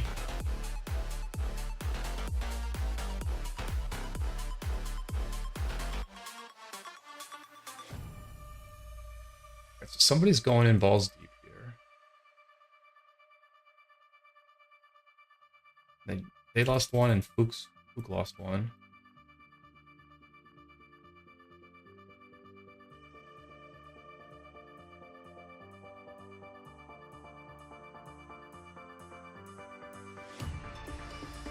I don't trust it at all because then Thutmose YSG beat it. Okay, well, yeah.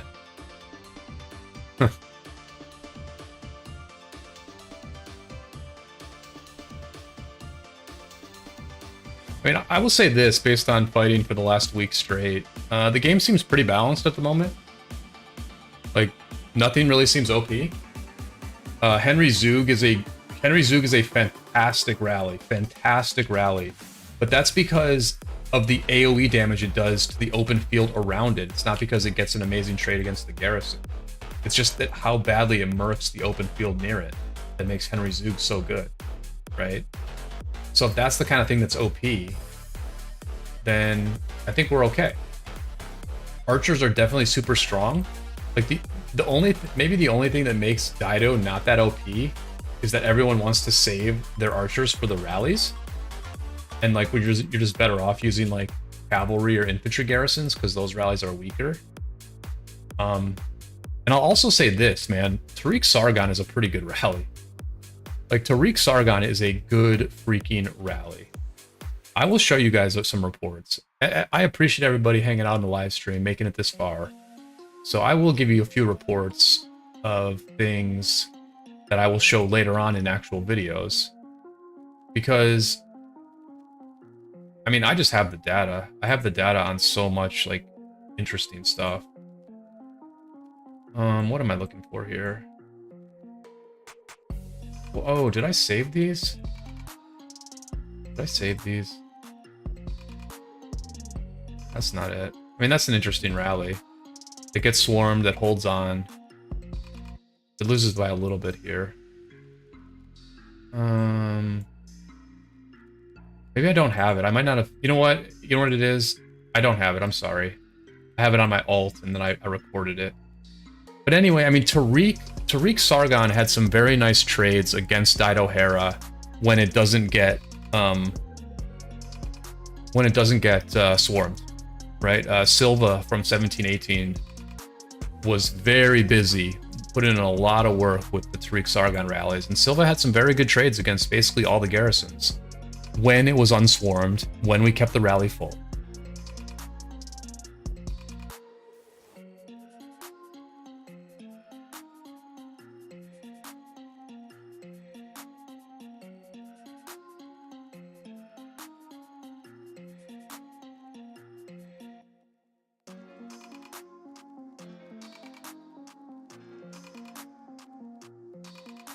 All right, how long have I been going? Oh wow, we've dropped a lot. We have dropped a lot. I guess it's getting late or something. It's always interesting, like, now that I've, yeah. You would think the fighting would bring more people in, but my viewership has dropped a little bit. I guess because I'm not able to be interactive while I'm fighting.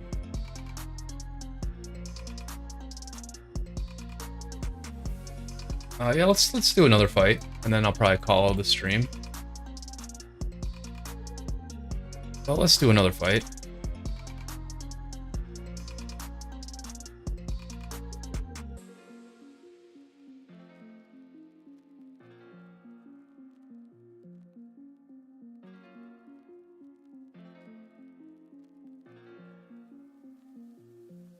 Video Game says as you get more subs, you'll probably start getting a higher average viewer count as a result. I don't think the content is everything entirely.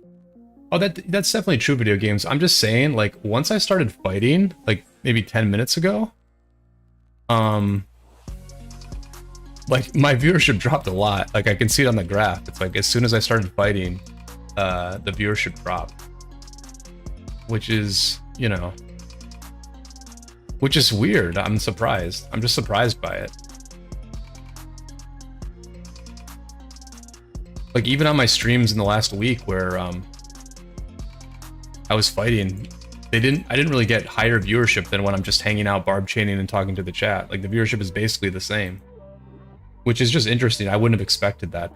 You know, I just would not have expected that to be the case. But yeah, you know. I do enjoy barb chaining and just talking to the chat, so if that's what people also enjoy watching, then I will definitely do more of it. I guess I just have to learn how to be more engaged while I'm fighting. But I don't know, it's just like very hard to do. Because I have to talk to the Alliance. You know, I literally have to talk to the Alliance. Alright, I guess we don't need to stand here, we don't need to fight open field here because they're not attacking our flag, so it doesn't matter if they are standing in the open field.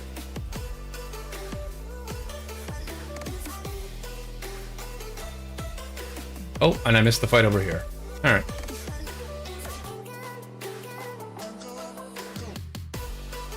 Alright, we need to get over here and help out, for sure. For sure.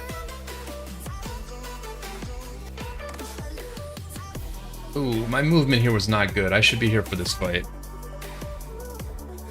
This was not good. This was not good.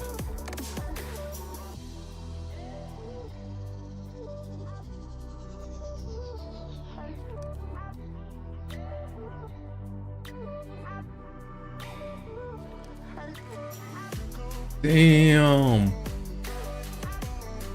Damn.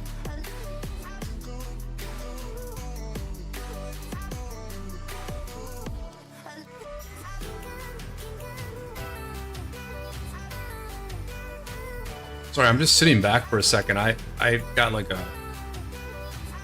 just a huge stomach ache for a second here. All right, so we definitely need to gather up. They will probably back up, and then we can push forward to the flag. Barney says, I think it's just getting late in NA time zone. That is also very true, for sure. That is also very true.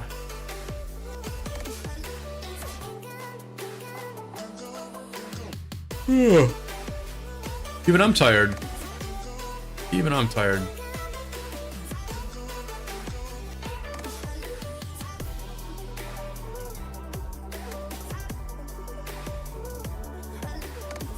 Ugh.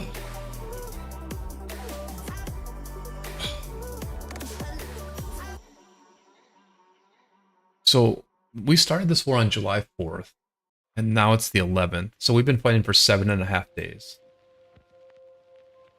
Pretty good, honestly. That's a pretty good length of, like, I think that's longer than the vast majority of wars. Obviously, some are spread out.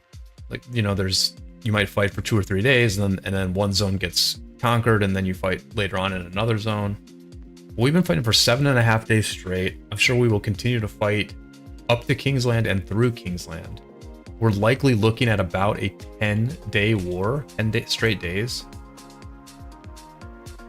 which would probably be the second longest consecutive war I've had, maybe the third longest, depending on how you count it.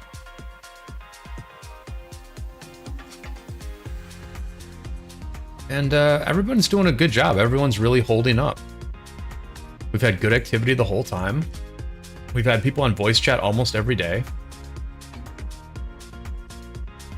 For me personally, my stamina has been very good. My body has not gotten sore. That is awesome. Oh. Okay. Ugh. Alright, that's not good. Did we get a captain in here? Did we get a captain in here? We did. Okay. Alright. Okay, so captain is double garrisoning. That's good. Alright, they are definitely waking up. So the deal with these guys is, like, when they are winning, they all of a sudden start to show up. When they're losing, they can't be found, but if they start winning, they definitely show up.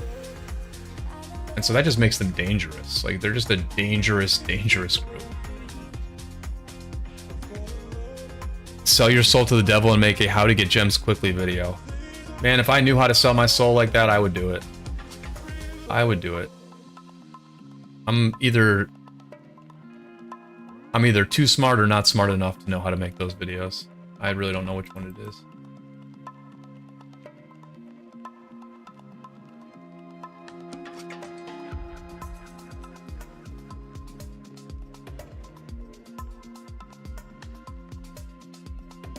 So now you guys might see an example of how I speed tank, which is I will go in first, but then I will pull back very fast.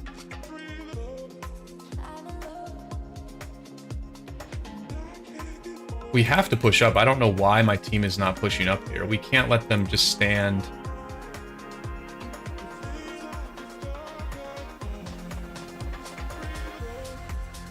All right, so we have numbers here-ish. All right, so that engage was okay. I'd say that engage was all right. I think I just need to go deep here. I'm gonna take damage here. I have to be aggressive. This is kind of like a key fight. It's not about the trade. It's about winning the fight. This is about winning the fight. So people should just be doing damage. I mean, they're so deep in our lines that there's no reason to go like super balls out. I need to get more with my team. They're so deep in our lines. So deep in our lines. We're probably losing this, I guess, because I'm getting a lot of damage. I don't even know. I guess we just stay with our team here. I guess we must be losing because I'm getting wrecked. Just getting wrecked here. I'll check the reports on these as I'm walking home. This will be like kind of interesting to watch these. Obviously my trades are not going to be great because like I'm losing this fight. You saw me winning some other fights where I'm sure the trades were good. But I'm curious like how bad these reports here are. I'm just going to do damage until I'm dead. I do have some debuffs and stuff. So yeah, I guess we lost that fight, but we didn't lose it by a ton. Oh, they're swarming the flag. See, this is sometimes when I'm in... I didn't bring rains over on my farm.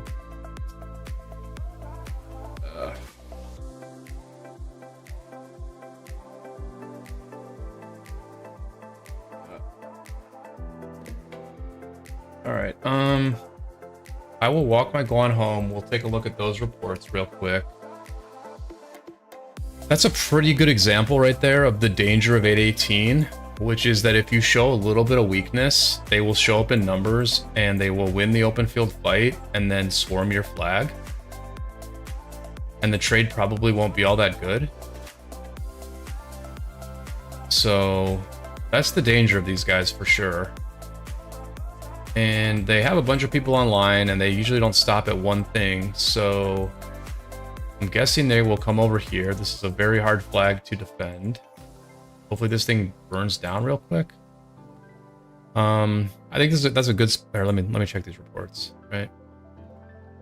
All right, so I did keep these fights going for a long time. So my Guan actually got pretty good. Yeah, of course.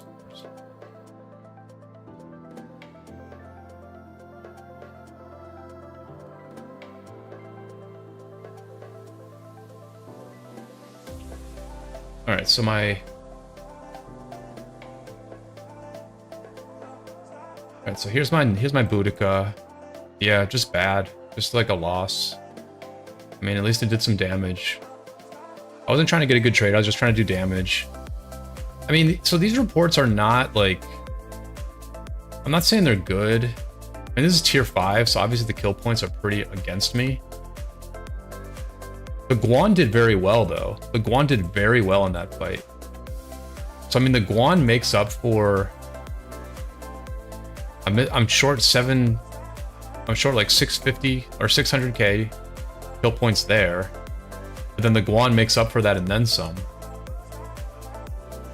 So, I mean, I basically traded even, like basically even in a fight that we lost. And like, obviously we've won a bunch of fights. You saw a couple of open field fights that we won just like 10 minutes ago. So I don't know, that's kind of how things are going, you know, open field wise. I do feel like my Guan does better than my Boudica. But yeah, I'm like, man, I'm like feeling so cramped all of a sudden. So I am going to just like wrap the stream up here. We're going to keep fighting. I appreciate everybody hanging out. I will probably be back maybe on Thursday for the Kingsland fighting. I hope to live stream some of the Kingsland fighting. We'll see how things are. If things are going fairly well, I will live stream. If things are extremely tough, then I probably won't. But I'll be back at least by Friday night for a live stream. And yeah, really appreciate everybody hanging out. Have a good day tomorrow. Good luck in your ROK adventures as well as your adventures in life. And I will see you all on the flip side.